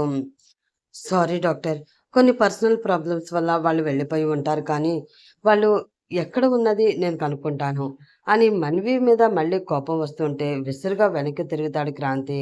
ఆగండి ఒక నిమిషం అంటూ ఈసారి ఆవిడ సీట్లోంచి కూడా లేచి నిల్చుండిపోయి మీతో ఇంకో విషయం కూడా చెప్పాలి అంటుంది డాక్టర్. వెనక్కి తిరిగి క్రాంతి ఆవిడనే సూటిగా చూస్తూ ఏంటి అని అడుగుతాడు. ఆవిడికి ట్విన్స్ పుట్టారు. కనీసం ఆ విషయం వాళ్ళకి కూడా తెలీదు. ఫస్ట్ బాబు పుట్టినప్పుడు ఆమె స్పృహలో ఉన్నారు. కానీ తర్వాత పాప పుట్టినప్పుడు ఆమె స్పృహలో లేరు. వాళ్ళ పేరెంట్స్‌కి కూడా ఆ విషయం తెలిసినట్లు లేదు. అందుకే బాబును మాత్రమే తీసుకుని పాపని వదిలి వెళ్ళిపోయారు. పాప ఇంకా ఇక్కడే మా దగ్గరే ఉంది అనగానే ఈసారి క్రాంతి మరొక్కసారి షాక్ అవుతాడు. మన్వి కడుపులో ట్విన్స్ ఉన్నారు అని కాసేపు ముందు స్కాన్ రిపోర్ట్‌లో వస్తుంది. అందుకే అది చూసి వాళ్ళ నాన్నకి చెప్పాలని పిలిచేసరికి కనీసం అతను క్రాంతి మొహాన్ని చూడడానికి కూడా ఇష్టపడక మొహం తిప్పుకొని వెళ్ళిపోతారు. అప్పుడే అడగాలి అనుకున్నాడు. కానీ ఇప్పుడు మన్వి వాళ్ళు వెళ్ళిపోయారు అనగానే ఇద్దరు బేబీస్‌ని పట్టుకొని వెళ్ళిపోయారు అనుకున్నాడు. కానీ అలా కనీసం తెలుసుకోకుండా హడావిడిలో బాబుని మాత్రమే తీసుకుని వెళ్ళి పాపని ఇక్కడే హాస్పిటల్‌లో ఉంచేశారు అని అతను అస్సలు అనుకోలేదు. ఏమంటున్నారు మీరు? అంటే పాప కూడా ఉందా? అటు అదురుతున్న గుండెలతో ఒక్కో అడుగు వేస్తూ అడుగుతాడు క్రాంతి. అవును. నర్స్ ఆయనకి పాపని చూపించండి అని చెప్తుంది డాక్టర్. అలాగే అంటూ నర్స్ వెళ్తుంటే ఆమె వెంట వేస్తున్న ఒక్కో అడుగు అతనికి బరువుగా మారిపోతూ ఉంటుంది. ఎందుకు మన్వి ఇలా చేశావు? నేను వచ్చే వరకు కాసేపు ఉండవచ్చు కదా! అంతగా నీకు నన్ను చూడాలి, నాతో మాట్లాడాలని అనిపించకపోతే మిమ్మల్ని ఒక్క సేఫ్ ప్లేస్‌లో పెట్టి నేను దూరంగా వెళ్ళిపోయేవాడిని కదా! ఇప్పుడు నువ్వు మళ్ళీ దూరంగా వెళ్తూ కష్టపడుతున్నావా? అది కూడా పాపని కూడా వదిలేసి ఎందుకిలా చేశావు? అని ఒక్క పక్క కోపం, ఇంకో పక్క బాధ చూపిస్తూనే మౌనంగా పాపని ఉంచిన గదిలోకి వెళ్తాడు. పాప ఎర్రగా సింధూరంలా ఉండి, చిన్న మొహం, ఇంకా తెరవని చిన్న కళ్ళు, బుజ్జి ముక్కుతో చిన్న చిన్న కాళ్ళు చేతులు అప్పుడప్పుడు కదుపుతూ కనీసం అమ్మ అక్కడ లేదు అన్న విషయం కూడా ఆ చిట్టి తల్లికి తెలియకుండా గాఢ నిద్రలో పడుకునే కనిపిస్తుంది క్రాంతికి. పాపని అలా చూస్తుంటే అచ్చం ముమ్మూర్తులా తనలాగే ఉన్నట్లు అనిపిస్తుంది. అప్పటి వరకు లేని ఫీలింగ్ ఏదో ఫస్ట్ టైం అతని మనసుని తాకుతూ ఉంటుంది. అలా పాప దగ్గరికి అడుగులు వేస్తూ ఉంటే ఈసారి అతని అడుగులు కూడా తడబడుతూ ఉంటాయి. సార్ పాపకి ఫీడ్ చేయాలి. మీరు పాపని తీసుకుని డాక్టర్ దగ్గరికి వస్తే మేడం ప్రిస్క్రిప్షన్ రాసి ఇస్తారు అంటూ మళ్ళీ అక్కడి నుంచి వెళ్ళిపోతుంది నర్స్. కనీసం చిన్నపిల్లల్ని ఎలా ఎత్తుకోవాలో కూడా క్రాంతికి తెలీదు. నర్స్ వెళ్ళిపోయాక పాపని ఎలా వెత్తుకోవాలో అని భయపడుతూనే అతని చేతులు కూడా ఈసారి వణికిపోతూ ఉంటే మెల్లిగా పాపని ఎత్తుకుని అతని గుండెలకి హత్తుకుంటాడు. వెచ్చగా, మెత్తగా, సున్నితంగా, సుకుమారంగా పాపని అలా హత్తుకోగానే తనలో మరో ప్రాణం పాపగా పుట్టి అతని గుండెల్లో పైకి చేరిందా అనిపిస్తూ ఉంటుంది. మాటలో చెప్పలేని, పైకి చూపించలేని ఏదో తెలియని ఆత్మీయత అతన్ని నిలవనివ్వదు. కొన్ని క్షణాల ముందు వరకు కనీసం అతనికి పిల్లల గురించి ఏమీ తెలియదు. కానీ ఇప్పుడు ఎందుకో తన పాపే అతని ప్రాణంలో సగం అయిపోయినట్లు అనిపిస్తూ ఉంటే అతి జాగ్రత్తగా పాపని గుండెలకి అదుముకుని పొదిమి పట్టుకుని జాగ్రత్తగా అడుగులో అడుగు వేసుకుంటూ డాక్టర్ రూమ్లోకి వెళ్తాడు క్రాంతి. లోపలికి వెళ్ళగానే డాక్టర్ అతన్ని చూసి మీరు నిజంగానే పాప ఫాదర్ కదా? ఎందుకంటే ఇంతకుముందు ఎప్పుడూ కూడా మిమ్మల్ని వాళ్ళతో చూడలేదు. అందుకే అడుగుతున్నాను అంటూ పైకి అడుగుతుంది. కానీ ఆ బేబీని మళ్ళీ హాస్పిటల్లోనే ఉంచుకుని ఇంకొక పోలీస్ కేసు చేసుకుని మీడియా నోట్లో నానడం ఆమెకి కూడా ఇష్టం లేదు. అలా అని అంత చిన్న పాపని తెలియని వ్యక్తికి ఇవ్వడానికి మనసు ఒప్పక మరొకసారి కన్ఫర్మ్ చేసుకోవడానికి అడుగుతుంది. దాంతో క్రాంతి ఆమె బాధని అర్థం చేసుకుని లేదు డాక్టర్, పాప నిజంగా నా కూతురు. కావాలి అంటే మీరు డిఎన్ఏ టెస్ట్ కూడా చేయొచ్చు అనగానే ఆవిడకి కాస్త నమ్మకం వచ్చి లేదు, నేను మామూలుగా అడుగుతున్నాను. మీరు వీలైనంత తొందరగా పాపని వాళ్ళ అమ్మ దగ్గరికి చేర్చితే బాగుంటుంది. ఫీడింగ్ పాపకి చాలా అవసరం. పుట్టిన తర్వాత ఒక్కసారి కూడా తల్లిపాలు ఇంతవరకు తాగలేదు. ఇప్పుడు ప్రెజెంట్ నేను ప్రిస్క్రైబ్ చేస్తున్న ఈ పౌడర్‌ని హాట్ వాటర్‌లో కలిపి పాపకి పడుతూ ఉండండి. తల్లి దగ్గరికి చేరిన వెంటనే పాపకి తల్లిపాలు పట్టించడం మాత్రం మర్చిపోవద్దు. అలాగే పాపకి కానీ, బాబుకి కానీ, మీ వైఫ్‌కి కానీ ఏదైనా కాంప్లికేషన్స్ ఉంటే వెంటనే ఇక్కడికి తీసుకురండి అంటూ ప్రిస్క్రిప్షన్ చేతిలో పెడుతుంది. క్రాంతి ఫీజ్ అంటే ఆల్రెడీ వాళ్ళు పే చేశారు అట. మీరు ఏమీ అవసరం లేదు అనగానే ముందే వాళ్ళు అంతా ప్లాన్ చేసుకున్నారని పేలవంగా, నిర్జీవంగా నవ్వుతూ అక్కడి నుంచి పాపని తీసుకుని బయటికి వచ్చేస్తాడు క్రాంతి. బయటికి రాగానే తన ఫోన్లో సిగ్నల్ ఉండడం చూసి తన టీంకి కాల్ చేసి మన్వి వాళ్ళు ఎక్కడున్నారో తనకి అర్జెంటుగా తెలియాలి అని మళ్ళీ ఆర్డర్ చేస్తాడు. వాళ్ళు ఓకే అన్నాకే మళ్ళీ క్రాంతికి మనశ్శాంతిగా అనిపిస్తుంది. ఇంకా ఎన్నాళ్ళని నా దగ్గర నుంచి తప్పించుకుంటావు మన్వి? నువ్వు నన్ను ఎంత దూరం చేసి వెళ్ళిపోయినా కూడా ఎలా అయినా నేను పాపని తీసుకుని నీ దగ్గరికి వస్తాను. కావాలంటే నీకు పాపని అప్పగించి నేను మళ్ళీ నీకు దూరంగా వచ్చేస్తాను అని మనసులోనే అనుకుంటాడు. కానీ ఇప్పుడు ఎక్కడికి వెళ్ళాలి? మన్వి ఎక్కడుందో తెలిసేంత వరకు వాళ్ళ అమ్మతోనే ఉండడం కరెక్ట్ అనిపించి హైదరాబాద్‌లోనే తీసుకున్న తన విల్లాకి వెళ్తాడు. అక్కడికి అతను వెళ్ళి పూర్తిగా 10 రోజులు దాటిపోతుంది. సిగ్నల్స్ కూడా లేకపోవడంతో వాళ్ళ అమ్మగారికి ఎలా ఉందో కూడా కనుక్కోలేకపోతాడు. అందుకే పాపతో ఇంటికి వెళ్ళగానే ముందుగా వాళ్ళ అమ్మ దగ్గరికి వెళ్ళి చూస్తాడు. ఆవిడ బాగానే ఉంటారు. ఇంతకు ముందు కంటే ఇప్పుడు బాగానే మాట్లాడుతూ ఉండడంతో పాపను కూడా చూపించి జరిగిందంతా చెప్తాడు. అంత చెప్పిన తర్వాత కూడా ఆవిడ ఏమీ మాట్లాడకుండా మౌనంగా ఉండిపోయేసరికి, "ఎందుకమ్మా అలా మాట్లాడకుండా ఉన్నావు? నేను మళ్ళీ తప్పు చేశానా? మన్విని వెతుక్కుంటూ అక్కడికి వెళ్ళకుండా ఉండవలసింది అంటావా?" అని చాలా బాధగా అడుగుతాడు క్రాంతి. ఇంతకు ముందు నిజం తెలుసుకోకుండా తప్పు నువ్వు చేస్తే ఇప్పుడు తొందరపాటు నిర్ణయం తీసుకుని తను తప్పు చేసింది నాన్న. కనీసం పాపని కూడా తనతో తీసుకువెళ్ళిపోయినా బాగుండేది. ఇప్పుడు మీరు కావాలి అని చేసినా చేయకపోయినా ఈ పసికందులకి తల్లి ప్రేమ మీ ఇద్దరూ దూరం చేసినట్లే కదా. వీలైనంత తొందరగా అమ్మాయి ఎక్కడుందో వెతికి పట్టుకో. ఇప్పుడు పాపకి అమ్మ అవసరం చాలా ఉంది అనగానే నిజమే అనిపిస్తుంది క్రాంతికి కూడా. ఆ రోజు నుంచి మన్వి కోసం, వాళ్ళ పేరెంట్స్ కోసం క్రాంతి వెతకని ప్లేస్ ఉండదు. ఒక పక్క పాపని వాళ్ళ అమ్మని చూసుకుంటూ, ఇంకో పక్క బిజినెస్ సక్సెస్ఫుల్‌గా రన్ చేస్తూనే మన్విని వెతుకుతూ ఉంటాడు. కానీ ఈసారి క్రాంతికి మాత్రమే కాదు, డిటెక్టివ్ టీమ్‌కి కూడా మన్వి ఎక్కడ ఉన్నది అస్సలు తెలీదు. అలా పూర్తిగా 4 సంవత్సరాలు గడిచిపోతాయి. ప్రీతి తల్లి, ఆగమ్మా! నువ్వలా పరిగెడితే నేను నీ వెనక పరిగెట్టడానికి నాకు ఓపిక లేదే! కాసేపు ఆగవే! అని పాప వెనకే పరుగుపెడుతూ ఉంటారు క్రాంతి వాళ్ళమ్మ. This is too much Nani. నీ నుంచి తప్పించుకోవడానికేగా పరిగెత్తేది. మళ్ళీ ఆగమని నువ్వే చెప్తే ఎలా? అంటూ నోటి మీద చేయి వేసుకుని ముందుకు వంగి కిలకిలా నవ్వుతూ దగ్గరికి రాగానే అందినట్లే అంది మళ్ళీ పరుగు పెడుతూ ఉంటుంది ప్రీతి. అమ్మో! ఇంక నా వల్ల కాదే తల్లి. మీ నాన్న వచ్చి పెట్టుకుంటాడు. నీ వెనక పరిగెత్తి పరిగెత్తి నా కాళ్ళు లాగేస్తున్నాయి అంటూ ఫోన్ తీసుకుని క్రాంతికి ఫోన్ చేసి, రేయ్ నాన్న, నీ కూతురికి భోజనం పెట్టడం నా వల్ల కాదు. వచ్చి నువ్వే తినిపించుకో అంటూ క్రాంతి ఏదో చెప్పేలోపే కాల్ కట్ చేసేస్తారు. ఆహాహా! అప్పుడే నువ్వు ఓల్డ్ గ్రానీవి అయిపోయావా నాన్ని? గట్టిగా 5 మినిట్స్ కూడా పరిగెత్తలేకపోతున్నావు. ఉత్తి వేస్ట్. అదే డాడీ అయితే ఎంతసేపైనా నాతో ఆడుకుంటారు. నా వెనకే పరుగుపెడతారు తెలుసా? అంటూ క్రాంతి గురించి ప్రౌడ్‌గా చెప్పుకుంటూ టీవీలో కార్టూన్ నెట్‌వర్క్ పెట్టుకుని చూస్తూ ఉంటుంది. నేను మీ నాన్నకి మమ్మీని. మరి ఓల్డ్ అయిపోక ఇంకా యంగ్ ఏజ్‌లో ఉంటాను అనుకున్నావా? అనగానే అవును. నువ్వు మా డాడీకి మమ్మీ అయితే, మరి నా మమ్మీ ఎక్కడుంది? అని అమాయకంగా బుగ్గపైన చూపుడు వేలు వేసి తన నానమ్మనే చూసి అడుగుతుంది ప్రీతి. దానితో ఆమె నోరే ఒక్కసారిగా మూగబోతుంది. ఏం చెప్పాలో తెలియక బాధగా అక్కడి నుంచి వెళ్ళిపోతారు. అప్పుడే క్రాంతి కూడా ఇంట్లోకి అడుగు పెట్టడంతో వాళ్ళమ్మ అలా బాధగా వెళ్ళడం చూసి లోపలికి వస్తుంటే డాడా అంటూ పరిగెత్తుకుంటూ వెళ్ళి అతని కాళ్ళని చుట్టేస్తుంది ప్రీతి. క్రాంతి కూడా కూతుర్ని ప్రేమగా ఎత్తుకుని మొహం నిండా ముద్దులు కురిపిస్తూ ఏమైంది బేబీ, ఎందుకు నాని అలా డల్గా వెళ్తుంది అని అడిగితే, నాని నీకు మమ్మీ అవుతుందట కదా, మరి నాకు కూడా మమ్మీ ఉండాలి కదా, ఏది అని అడిగితే నాని అని చెప్పకుండానే వెళ్ళిపోయింది డాడా. నువ్వైనా చెప్పు, మా మమ్మీ ఎక్కడ ఉంది అని అడుగుతుంది.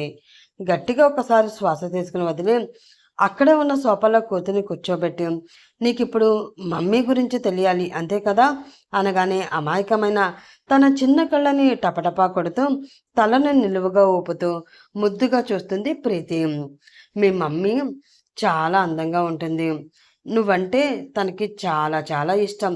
కానీ మీ మమ్మాకి నేనంటే చాలా కోపం. నా మీద కోపంతో కనీసం నువ్వు ఉన్నావు అన్న విషయం కూడా తెలియక మనల్ని ఇద్దరిని వదిలేసి దూరంగా వెళ్ళిపోయింది.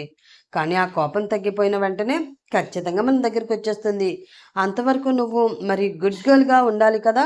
నా బేబీ గుడ్ గర్లా? బ్యాడ్ గర్లా? అని ముద్దుగా అడుగుతూనే కనీసం ప్రీతికి కూడా తెలియకుండా ముద్దలు కలిపి తినిపించేస్తుంటే నేను గుడ్ గర్ల్‌ని డాడా. మమ్మ వచ్చినా కూడా నేను ఎప్పటికీ నీ బేబీనే అని గట్టిగా నవ్వుతూ క్లాప్స్ కొడుతుంది.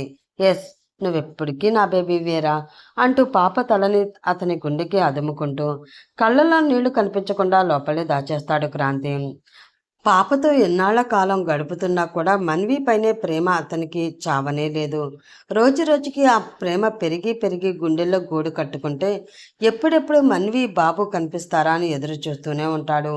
చాలా ఇంపార్టెంట్ మీటింగ్ మధ్యలోనే ఆగిపోయినా కూడా ప్రీతి కంటే ఇంపార్టెంట్ కాదని వదిలేసి కూతురుతో టైం స్పెండ్ చేస్తూ ఆ రోజుకి ఇంకా ఇంట్లోనే ఉండిపోతాడు క్రాంతి. అలవాటు అలాగే తినిపించి పాపని నిద్రపుచ్చి తన రూమ్లో ఆఫీస్ వర్క్ చేసుకుంటూ ఉంటాడు. అప్పుడే వాళ్ళ అమ్మ మెల్లిగా డోర్ ఓపెన్ చేసుకుని, క్రాంతి ఏం చేస్తున్నావు అంటూ లోపలికి వస్తారు. వర్క్ కాస్త ఉంటే చేస్తున్నా అమ్మా అంటూ ల్యాప్టాప్ పక్కన పెట్టి తన ఎదురుగా వెళ్ళి వాళ్ళ అమ్మగారి చేతిని పట్టుకుని మెల్లిగా తీసుకువచ్చి సోఫాలో కూర్చోబెట్టి ఏమైనా మాట్లాడాలా అన్నట్లు చూస్తాడు. ఆవిడ గట్టిగా నిట్టూరుస్తూ మన్వి గురించి ఏమైనా తెలిసిందా నాన్న అని బాధగా అడుగుతారు. గట్టిగా కళ్ళు మూసుకుని లేదమ్మా, ఎక్కడో దగ్గరలోనే ఉంది, కానీ ఎక్కడ ఉన్నా డీటెయిల్స్ తెలియకుండా జాగ్రత్త పడుతుంది. అదే ఎలాగో నాకు అస్సలు అర్థం కావడం లేదు అంటాడు బాధగా. నాకు కూడా అదే అనిపిస్తుంది క్రాంతి. అమ్మాయి మనకి దగ్గరలోనే ఎక్కడో ఉంది, కానీ నీ మీద కోపంతో నీకు కనిపించకుండా ఉంటుంది. పైగా నీ గురించి డీటెయిల్స్ అన్నీ నెట్లో మీడియాలో కంటిన్యూగా వచ్చేస్తూనే ఉంటాయి. అందుకే నాకెందుకో మనం వేరేగా ఆలోచిస్తే బాగుంటుంది అనిపిస్తుందిరా అనగానే, వేరేలానా అంటే ఏంటో చెప్పమ్మా అంటూ అడుగుతాడు క్రాంతి. నువ్వు ఇక్కడ ఇండియాలోనే ఉన్నావు అంటే తను ఎప్పటికీ మనకి కనిపించదు. అదే నువ్వు మళ్ళీ అమెరికా వెళ్ళిపోయావని తెలిస్తే ఖచ్చితంగా బయటకు వస్తుంది. అప్పుడు వెతికితే మనకి వెంటనే దొరుకుతుంది అంటారు ఆవిడ. కదా! నిజమేనమ్మా. ఇన్నాళ్ళు నాకు ఈ ఆలోచన రాలేదు. నేను ఇండియా వదిలి వెళ్ళిపోయాను అని తెలిస్తే ఖచ్చితంగా మన్వి బయటికి వస్తుంది. నువ్వు చెప్పినట్లే చేస్తాను అంటూ వెంటనే తన పిఏకి కాల్ చేసి ఏం చేయాలో చెప్తాడు. నెక్స్ట్ 2 డేస్లోనే మీడియాలో క్రాంతి కుమార్ బిజినెస్ వరల్డ్లోనే అతని గురించి తెలియని వాళ్ళు లేరు. కానీ ఆయన ఇప్పుడు తన బిజినెస్లన్నిటినీ వేరే వాళ్ళకి అప్పగించి పూర్తిగా యూఎస్ఏ వెళ్ళిపోతున్నట్లు తెలుస్తుంది. అడిగితే పర్సనల్ ప్రాబ్లం అని మాత్రమే చెప్తున్నారు. అలా అయితే ఇకపైన ఇండియాలో నెక్స్ట్ బిజినెస్ టైకూన్ ఎవరో తెలియాలి అంటూ న్యూస్లో రన్ అవుతూ ఉంటుంది. మన్వి ఒకసారి ఇటురా అంటూ ప్రశాంతి గారు పిలవడంతో చిన్న డాబా ఇంటిని సింగిల్ బెడ్రూమ్లో రెంట్కి తీసుకుని ఉంటున్న మన్వి తన కొడుకు కిరీటిని స్కూల్కి రెడీ చేస్తూ, అబ్బబ్బా ఏంటమ్మా ఎప్పుడు అంత గట్టిగా అరుస్తావు, ఇప్పుడు ఏమంతగా కొంపలు మునిగిపోయాయని అని విసురుగా చిరాకు పడుతూ కొడుకుతో సహా హాల్లోకి వచ్చి బాబుకి ఇన్షర్ట్ చేస్తూ అడుగుతుంది తల్లిని. ఒకసారి టీవీ చూడవే, నీకే తెలుస్తుంది అంటుంటే మన్వితో పాటు అప్పటి వరకు బయట పేపర్ చదువుతున్న మన్వి వాళ్ళ నాన్న కూడా ఏమైంది అన్నట్లు లోపలికి వచ్చి టీవీ చూస్తారు. మీడియా వాళ్ళు న్యూస్లో చెప్పిందంతా విని ఒక్కసారి ఒకరి మొహాలు ఒకరు చూసుకుంటారు. అయితే ఇప్పుడు దీనికోసం నన్ను పిలవాలా? అసలే స్కూల్కి టైం అయిపోతుంది. పనికిరాని విషయాల గురించి పట్టించుకోవడానికి నాకు టైం లేదమ్మా అంటూ అప్పటికే స్కూల్ బస్ వచ్చేయడంతో లంచ్ బాక్స్ కూడా బ్యాగ్లో పెట్టేసి కిరీటికి నుదుటి పైన ముద్దు పెట్టి మోకాళ్ళపై కూర్చుని, నాన్న డిండు, నీకు అమ్మ చెప్పిందంతా గుర్తుంది కదా, కొత్త వాళ్ళతో మాట్లాడకూడదు, ఎవరేమైనా ఇచ్చినా తినడానికి ఇచ్చినా కూడా తీసుకోకూడదు, సైలెంట్గా ఉండాలి, ఎవరితో గొడవ పడకూడదు, అమ్మాయిల పక్కకి అసలే వెళ్ళకూడదు, సరేనా అంటూ జాగ్రత్తలు చెప్తూ ఉంటే ప్రశాంత్ గారు కిసుక్కున నవ్వుతారు. మన్వి కోపంగా చూసేసరికి, వాడి వయసు ఎంత అని నువ్వు చెప్పే మాటలు వాడికి అర్థమవుతాయా? మరి చెప్తావు కానీ ఈ ఏజ్లో చక్కగా అందరితో ఆడుకోవడం మాత్రమే వాళ్ళకి కావాలి. లేనిపోనివి చెప్పి నువ్వే వాడిని చెడగొట్టేస్తున్నావు. చక్కగా పంపించు. చదివేది ఎల్కేజీ, జాగ్రత్తలు మాత్రం బీటెక్లో వాళ్ళకి చెప్పినట్లు చెప్తున్నావు అంటూ మూతి తిప్పుకుంటూ వంటింట్లోకి వెళ్ళిపోతారు ప్రశాంతి. కానీ అవేమీ పట్టించుకోకుండా తన కొడుకు అయిన అమ్మాయిల విషయంలో సున్నితంగా ఉండాలి అని, తనలాగా తన కొడుకు వల్ల వేరే ఏ అమ్మాయి జీవితం కాకూడదని జాగ్రత్తలు తీసుకుంటూ కొడుక్కి అన్ని జాగ్రత్తలు చెప్పి బస్ ఎక్కిస్తుంది మన్వి. కిరీటి కూడా వాళ్ళ అమ్మ చెప్పినట్లే అన్నీ వింటూ బుద్ధిగా ఉంటాడు. బస్ ఎక్కి వాళ్ళ అమ్మకి నవ్వుతూ బాయ్ చెప్పి తన సీట్లో కూర్చుంటాడు. బస్సు వెళ్లే వరకు అక్కడే నిల్చుని చూస్తూ నిట్టూరుస్తూ లోపలికి వస్తుంది మన్విత. లోపలికి రాగానే వాళ్ళ నాన్న ఎదురు వెళ్ళి ఏం చేద్దామమ్మా అంటూ అడుగుతారు. అంటే దేని గురించి నాన్న? సరిగ్గా చెప్పండి అంటూ అప్పటి వరకు వరుసగా పనిచేసి అలసిపోయి సోఫాలో కూలబడుతుంది మన్వి. ఇన్నాళ్ళు అంటే అతనికి మనం ఎక్కడున్నామో తెలియకూడదనే కదా ఇలా ఇక్కడ ఉండిపోయాం. ఇప్పుడు ఎలాగో అతను యుఎస్ఏ వెళ్ళిపోయాడు. ఇంకా ఎందుకమ్మా మనం ఇలా అందరికీ దూరంగా ఉండాలి? బాబు కూడా పెద్దవాడవుతున్నాడు. పెద్ద స్కూల్లో వెయ్యాలి. నువ్వు నేను ఇద్దరం కష్టపడితేనే బాగుంటుంది. నాకు కూడా వయసైపోతుంది కదా అనగానే ఒక్కసారిగా ఆలోచనలో పడుతుంది మన్వి.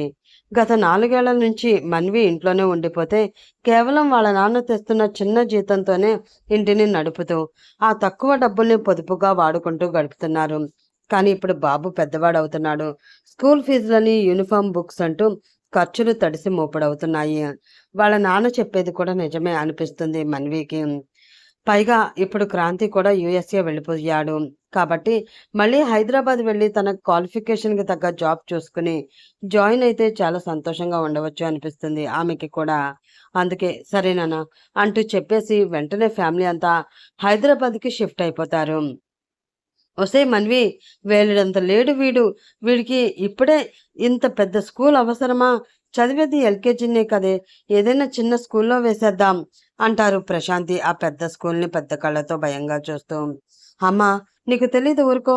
ఫౌండేషన్ ఎప్పుడైనా గట్టిగా ఉండాలి. చిన్నప్పటి నుంచి వీడిని ఇలాంటి పెద్ద స్కూల్లో వేస్తేనే ఇంగ్లీష్ని ఫ్లూయెంట్గా మాట్లాడగలడు. అయినా ఇప్పుడు నేను జాబ్ చూసుకుంటా కదా! ఫీజు గురించి మనమేమీ భయపడనక్కర్లేదులే అంటూ తన కొడుకుని మురిపెంగా చూసుకుంటూ సిటీలోనే కాస్త పేరు తెచ్చుకున్న ఇంటర్నేషనల్ స్కూల్‌కి వెళ్లి కిరీటిని జాయిన్ చేస్తుంది మన్వి. అప్లికేషన్ ఫామ్‌లో తండ్రి పేరు అడిగేసరికి గార్డియన్ అండ్ తల్లిగా తన పేరు మాత్రమే చేర్చమని చెప్పేసరికి స్కూల్ వాళ్ళు కూడా ఓకే అనేస్తారు. అలా ఆ రోజు నుండి కిరీటి కొత్త స్కూల్‌లో జాయిన్ అవుతాడు. మన్వి, కిరీటి, ప్రశాంతి గారు స్కూల్‌లో అడ్మిషన్ ఫామ్ ఫిల్ చేసి ప్రాసెస్ అంతా కంప్లీట్ అయ్యాక అక్కడి నుంచి వెళ్ళడానికి ఆటోలో స్టార్ట్ అవ్వగానే అప్పుడే అక్కడికి పెద్ద కారు వచ్చి ఆగుతుంది. అందులోంచి తన 2 చిట్టి కాళ్ళని షూతో సహా బయటపెట్టి జంప్ చేస్తూ యాటిట్యూడ్‌గా తన పోనీటైల్‌ని వెనక్కి విసురుకుంటూ బ్యాగ్ తీసుకుని రా అంటూ డ్రైవర్‌కి ఆర్డర్ వేసి మరీ యారోగెంట్‌గా లోపలికి నడిచి వస్తూ ఉంటుంది ప్రీతి. అలా క్రాంతి వాళ్ళ అమ్మగారు అనుకున్నట్లే క్రాంతి యూఎస్ఏ వెళ్ళిపోయాడు అని తెలియగానే హైదరాబాద్ వచ్చేశారు మన్వి వాళ్ళు. ఇప్పుడు ఈ కిరీటి, ప్రీతి ఒకే స్కూల్లో చదవబోతున్నారు కూడా. మరి ఏం జరుగుతుందో ఏంటో. కొత్త స్కూల్లో ఫస్ట్ డే అవడంతో కొడుకుని రెడీ చేస్తూ డిండు, ఎవరైనా ఏమైనా అన్నా నువ్వు ఏమీ అనకు. నాకొచ్చి చెప్పు. నేను స్కూల్‌కి వచ్చి మాట్లాడతాను. సరేనా? అంటూ కొడుకు తల దువ్వుతూ చెప్తుంటే వాడికి అలా అన్ని జాగ్రత్తలు మరీ నోట్లో నాలుక లేకుండా చేస్తున్నావు మన్వి. మొన్నటికి మొన్న పక్కింటి బాబు వచ్చి వీడి బొమ్మలన్నీ పట్టుకుపోయినా సైలెంట్‌గా చూస్తున్నాడు కానీ ఏమీ అనలేదు. ఆ మాత్రం నోటి దురుసు లేకపోతే ఈ లోకంలో బ్రతకగలడా అని నవ్వుతూ అంటారు మన్వి వాళ్ళ నాన్న. అలా అనడంతో నిజమేనా అనిపిస్తుంది ఆమెకి కూడా. కానీ కొడుకు దగ్గర మాత్రం ఇంకేమీ చెప్పలేక జాగ్రత్తగా స్కూల్ బస్ ఎక్కించి వస్తుంది. అమ్మా, ఈరోజు నాకు ఇంటర్వ్యూ ఉంది, వెళుతున్నాను. వచ్చేసరికి లేట్ అవుతుంది. నా కోసం వెయిట్ చేయొద్దు అంటూ లంచ్ బాక్స్ బ్యాగ్లో పెట్టుకుని హడావిడిగా తను కూడా బయటికి వెళ్ళిపోతే పెళ్లి చేసుకుని భర్త పిల్లలతో సంతోషంగా గడపవలసిన కూతురు ఇలా పరుగులు పెట్టి టెన్షన్తో బ్రతుకుతూ ఉంటే బాధగా అనిపిస్తుంది ఆ తల్లిదండ్రులకి. కానీ వేరే ఆప్షన్ లేక గట్టిగా నిట్టూరుస్తూ కనీసం ఆలోచించే తీరిక కూడా లేక వాళ్ళ పనిలో వాళ్ళు పడతారు. డాడా, నాకు ఈ స్కూల్ బోర్ కొడుతుంది, నేను వెళ్ళను అంటుంది ప్రీతి. ఊరికే ఉండిపోయి మన పని మనిషితో మేడ మీదకి వెళ్ళి వడియాలో ఎండబెట్టుకో. ఇప్పటికీ 4 స్కూళ్ళు మారావు. ఏ స్కూల్‌కి వెళ్ళినా ఎవరినో ఒకరిని కొట్టడం, ఆ స్కూల్ వాళ్ళు కంప్లైంట్ చేసి మీ నాన్నని పిలిపించి తిట్టడం, మీ నాన్నకి కోపం వచ్చి నిన్ను తీసుకుని వచ్చేయడం. ప్రతిసారి జరిగే తంతు ఇదే కదా! ఈసారి కొట్టడానికి ఎవరు దొరకలేదా ఈ స్కూల్లో అని వెటకారంగా అడుగుతుంది వాళ్ళ నానమ్మ. డాడా, చూడు నాని ఎలా ఉంటుందో అంటూ పెద్దగా ఏడుపు రాగం అందుకుంటుంది ప్రీతి. కానీ అదంతా నటనే అని క్రాంతికి తెలుసు. వాళ్ళ అమ్మకి కూడా తెలుసు. ఊరికే చేతులు 2 కళ్ళకి పెట్టి రుద్దుకుంటూ ఏడుస్తూ నటిస్తూ ఉంటుంది ప్రీతి. బేబీ, నానమ్మ మాటలు పట్టించుకోవద్దు. నీకెన్నిసార్లు చెప్పాలి? ఇప్పుడేంటి? నీకు స్కూల్ బోర్ కొడుతుంది అంతే కదా! ఈ రోజంతా క్లాసెస్ క్యాన్సిల్ చేసి నీకోసం యాక్టివిటీస్ పెట్టమని చెప్పి మీ టీచర్‌తో నేను రిక్వెస్ట్ చేస్తాను. ఓకేనా? అప్పుడు నీకు అస్సలు బోర్ కొట్టదు. వెళ్దాం దా అంటూ ఆ రోజు స్వయంగా కూతుర్ని అతనే స్కూల్కి తీసుకుని వెళ్ళి డ్రాప్ చేసి క్లాస్ టీచర్కి రిక్వెస్ట్ చేసి వస్తాడు. క్లాసెస్ స్టార్ట్ అయ్యాక ప్రిన్సిపల్ మేడం కిరీటిని తీసుకువచ్చి టీచర్కి బాబుని అప్పగించి న్యూ అడ్మిషన్ అని చెప్పి వెళ్ళిపోతుంది. Hi, what is your name అంటూ చిన్నపిల్లలతో మాట్లాడినట్లే అడుగుతుంది ఆ టీచర్. ఫస్ట్ టైం ఆ క్లాస్ టీచర్ని అలాగే కొత్త కొత్తగా ఉన్న పిల్లల్ని చూసి కాస్త కంగారుగా భయంతో my name is Kireeti miss అంటూ ముద్దుగా చెప్తాడు Kireeti. Oh really nice name, you are so cute అంటూ తెల్లగా గుండ్రంగా ముద్దుగా పెద్దగా ఉన్న బుగ్గల్ని పట్టుకుని లాగి ముద్దు పెట్టుకుని ఫస్ట్ బెంచ్లోనే సైడ్కి కూర్చోబెడుతుంది కిరీటిని ఆ టీచర్.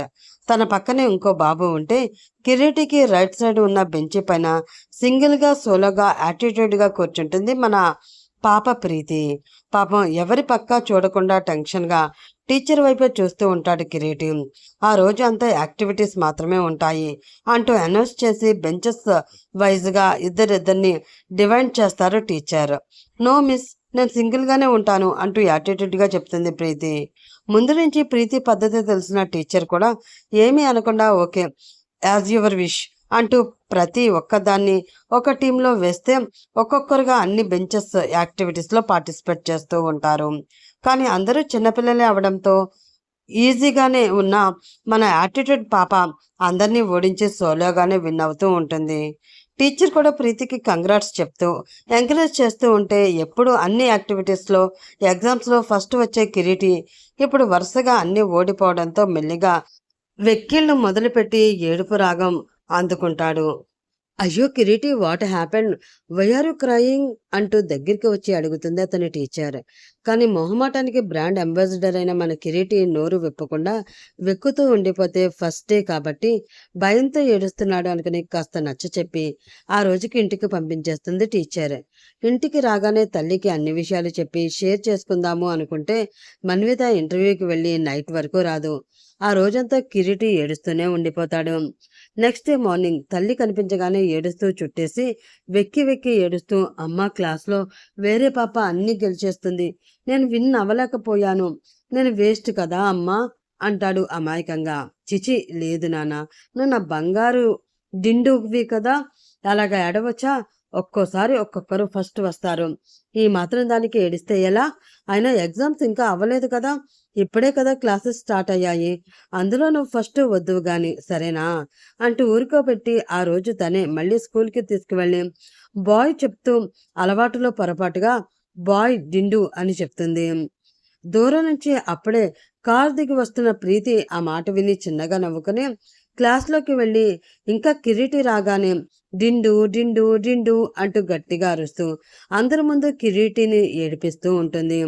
దానికి కూడా కిరీటి పాపం వాళ్ళ అమ్మ చెప్పిన మాటలు అన్నీ గుర్తు చేసుకుని ఏడుస్తూ మౌనంగా ఉండిపోతాడు, కానీ ఏమీ అనడు.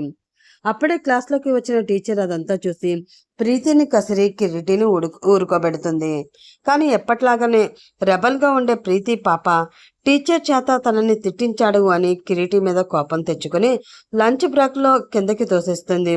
దానితో కిరీటి ముక్కుకి దెబ్బ తగిలి సాయంత్రం అయ్యేసరికి మన్వికి అంతా తెలిసి నెక్స్ట్ డేకి కంప్లైంట్ చేస్తూ స్కూల్కి వచ్చేస్తుంది. వాట్ ఈస్ దిస్ మేడం, స్కూల్కి వచ్చిన సెకండ్ డేనే మా బాబుకి దెబ్బ తగిలి ఏడుస్తూ ఇంటికి వచ్చాడు, ఎవరో పాప తనని ఏడిపిస్తూ కావాలనే తోసేసిందని చెప్తున్నాడు, మీరు యాక్షన్ తీసుకోకపోతే ఎలా? స్కూల్ని ఇలానే రన్ చేస్తున్నారా? ఇలా అయితే నేను మా బాబుని తీసుకుని వెళ్ళిపోవలసి వస్తుంది అని కోపంగా అడిగేసరికి ఆ స్కూల్ ప్రిన్సిపల్ మేడం వాళ్ళ స్కూల్ రెప్యుటేషన్ పోతుందని భయపడుతూ కంగారుగా, లేదు మేడం, ఇలా ఫస్ట్ టైం జరిగింది, నేను ఆ పాప వాళ్ళ పేరెంట్స్ని కూడా పిలిపించాను, కాసేపట్లోనే వస్తున్నారు, ప్లీజ్ కొంచెం ఓపిక పట్టండి, నేను సాల్వ్ చేస్తాను అంటూనే అప్పటికే క్రాంతికి ఫోన్ చేయడంతో మన్విని వెయిట్ చేయమని చెప్తారు. ఇలా ఎవ్రీ మంత్ ఏదో ఒక స్కూల్లో ప్రీతిని జాయిన్ చేయడం, అక్కడ ఎవరో ఒకరిని కొట్టడం, ఆ ప్రిన్సిపల్ మేడం క్రాంతికి ఫోన్ చేసి చెప్పి పిలిపించడం వాళ్ళకి అలవాటుగా మారిపోవడంతో క్రాంతి కూడా పెద్దగా సీరియస్గా తీసుకోకుండా తన మీటింగ్స్ అన్ని కంప్లీట్ చేసుకుని తీరిగ్గా స్టార్ట్ అవుతాడు స్కూల్కి. ఏంటండి ఇది, హాఫ్ అన్ అవర్ అయ్యింది, ఇప్పటి వరకు ఎవరూ రాలేదు, మాకు వేరే ఏ పనులు ఉండవనుకుంటున్నారా? అయినా ఒకసారి మీరు ఆ పాపని చూపించండి, నేను అడుగుతాను ఎంతైనా చిన్నపిల్లలు కదా, మాట్లాడి చూస్తాను అంటుంది మన్వి కొంచెం కోపంగా. పిలిపించి చాలాసేపు అయినా క్రాంతి కూడా రాకపోయేసరికి మళ్ళీ మన్వికి ఎలా నచ్చ చెప్పాలో అర్థం కాక టెన్షన్ పడుతున్న ప్రిన్సిపల్ మేడం ఇప్పుడు మన్వి అన్న మాటలకి కాస్త రిలీఫ్గా ఫీల్ అవుతూ, అలాగే మేడం, తప్పకుండా నేను ఆ పాపని ఇప్పుడే పిలిపిస్తాను అంటూ క్లాస్కి చెప్పి ప్రీతిని అక్కడికే పిలిపిస్తుంది ప్రిన్సిపల్. ఆడపిల్లలంతా స్కూల్ యూనిఫామ్ షర్ట్ అండ్ స్కర్ట్లో వేసుకుని వస్తే ఒక్క మన రౌడీ పాప మాత్రం తనకి నచ్చినట్లు షర్ట్ అండ్ ప్యాంట్గా బాయ్ డ్రెస్ని సెలెక్ట్ చేసుకుని వేసుకుని రెండు చిన్న చిన్న పిలకలు వేసుకుని చాలా స్టైల్గా కళ్ళు తిప్పుకుంటూ వస్తూ ఉంటుంది. ప్రీతిని అలా మొదటిసారి మన్వి చూడగానే అప్పటి వరకు పాప డిండుని కొట్టింది అని పీకల వరకు ఉన్న కోపమంతా ఎక్కడికి ఎగిరిపోయిందో మన్వికి. చాలా ముద్దుగా స్టైల్గా నడుచుకుంటూ తన దగ్గరికి వస్తూ ఉంటే తెలియకుండానే ఆమె పెదవులపైన నవ్వు పోస్తుంది. వచ్చి తిన్నగా ప్రిన్సిపల్ ముందే నిల్చుని ఎందుకు పిలిపించారు అన్నట్లు యాటిట్యూడ్ లుక్ ఇస్తుంది ప్రీతి. వచ్చి కనీసం విష్ చేయకుండా పొగరుగా చూస్తుంటే ప్రిన్సిపల్ మేడంకి ఇంకాస్త కోపం పెరిగి గట్టిగా అరుస్తూ, Preethi, this is not a good behaviour. పెద్దవాళ్ళని చూసినప్పుడు కనీసం విష్ చేయాలని తెలీదా? అలాగే కిరీటిని కొట్టావంట, అసలు ఎందుకు అలా బిహేవ్ చేస్తున్నావు నువ్వు అంటూ కోపంగా అడుగుతారు ఆవిడ. మీ బాధ ఇప్పుడు మిమ్మల్ని విష్ చేయలేదనా, లేదంటే వాడిని కొట్టాననా అని యారగటిగా అడిగేసరికి ప్రిన్సిపల్ మేడంతో పాటు ఈసారి అప్పటి వరకు ముద్దుగా చూసి నవ్వుతున్న మన్వికి కూడా ఆశ్చర్యంగా కళ్ళని పెద్దవి చేసి చూస్తుంది. షడాప్, ఇదేనా పెద్దవాళ్ళతో మాట్లాడడం? అసలు నిన్ను కాదు, నిన్ను ఇలా పెంచినా మీ పేరెంట్స్కి అనాలి. ముందు కిరీటికి సారీ చెప్పు అంటారు. తన పేరెంట్స్ అంటూ క్రాంతి కోసం అనేసరికి ప్రీతికి కూడా కోపం పెరిగి ఉక్రోషంతో పిడికిలు బిగిస్తూ, వాడికి నేను సారీ చెప్పాలా? ఎందుకు చెప్పాలి? నిన్న స్కూల్కి వచ్చినప్పుడు వాళ్ళ మమ్మీయే కదా వాడిని డిండు అని పిలిచింది, అందుకే నేను కూడా పిలిచాను, దాంట్లో తప్పేంటి అని అడుగుతుంటే అక్కడ ఉన్న వాళ్ళు ఎవ్వరికీ మాటలు రావు. అసలు 4 ఏళ్ల పాపకి అన్ని మాటలు వస్తాయి అని, గొడవ కూడా ఆడుతుంది అని వాళ్ళు ఎవరు అసలు ఊహించలేదు. మంచిగా చెప్తుంది వింటుందిలే అనుకున్నారు. కానీ పాప యాటిట్యూడ్ చూస్తుంటే ముద్దుగా కనిపిస్తున్నా కూడా విపరీతమైన కోపం వస్తూ ఉంటుంది మన్వికి. ఇనఫ్, వాడిని అలా నేను పిలవాలి? స్కూల్లో నేను వాడిని పిలవడం తప్పే, అంత మాత్రాన నువ్వు పదే పదే వాడికి ఇష్టం లేకుండా అందరి ముందు అలా పిలిచి ఏడిపించడం తప్పు. ఇప్పుడు నువ్వు కాని వాడికి సారీ చెప్పకపోతే నా చేతిలో దెబ్బలు పడతాయి అంటూ 2 అడుగులు ముందుకు వేసి కావాలని భయపెట్టడానికి చేతిని కూడా పైకి ఎత్తేస్తుంది మన్వి. ప్రీతి గట్టిగా రాగం అందుకోవడం, సరిగ్గా అప్పుడే క్రాంతి ఆ రూములోకి అడుగు పెట్టడం రెండు ఒకేసారి జరుగుతాయి. మన్వి వెనక్కి తిరిగి ఉంటే ఎవరో లేడీ తన పాప పైన కేవలం చెయ్యి ఎత్తుతుంది అని మాత్రమే అర్థమై, స్టాప్ ఇట్, గది మొత్తం దద్దరిల్లేలా గట్టిగా అరుస్తాడు క్రాంతి. అంతే. కొన్నాళ్ల క్రితం చాలా దగ్గరగా విని తను భయపడినా, అలాగే తనని నిద్రలో కూడా భయపెట్టిన అదే గొంతు మళ్ళీ ఇప్పుడు విని చేతిని కూడా అలా గాలిలోనే ఉంచేసి కదలకుండా బొమ్మలా ఉండిపోతుంది మన్వి. హాయ్ అండి. యాక్చువల్లీ అయితే ఈ స్టోరీ పూర్తి స్టోరీ ఇచ్చేయాలండి, మొత్తం కంప్లీట్ స్టోరీ ఉంది, అలాగే రికార్డింగ్ కూడా అయిపోయింది. కానీ స్టోరీ సగంలో ఆపేయడానికి కారణం అప్లోడింగ్ ప్రాబ్లం అండి. రాత్రి నుంచి ఎంత ట్రై చేసినా కూడా పూర్తి స్టోరీ అప్లోడ్ అవ్వడం లేదు. అందుకనే సగం స్టోరీ సగం సగం పార్ట్ చేసి ఇస్తున్నాను. సో అందరూ అర్థం చేసుకుని సపోర్ట్ అందిస్తారని ఆశిస్తున్నాను. పూర్తి స్టోరీ వస్తుందని మిమ్మల్ని డిసప్పాయింట్ చేసినందుకు ఐఎమ్ వెరీ సారీ అండి. అలాగే మిగిలిన సగం స్టోరీ ముందు ప్రీమియం తీసుకున్న వాళ్ళకి వస్తుంది అండి. అప్లోడ్ అయిన వెంటనే నేను పోస్ట్ పెడతాను. అర్థం చేసుకుని సపోర్ట్ అందిస్తారని ఆశిస్తూ ఇంకా సెలవు తీసుకుంటున్నాను. స్టోరీలో ఈ తర్వాత ఏం జరిగిందో తెలుసుకోవాలంటే నెక్స్ట్ పార్ట్ కోసం వెయిట్ చేస్తూ ఉండండి ఫ్రెండ్స్. ఇంకా లాస్ట్ పార్ట్ మాత్రమే ఉంది, అది గుర్తుంచుకుని మీ సపోర్ట్ అందిస్తారని ఆశిస్తూ bye friends. Have a nice day. Happy Sunday.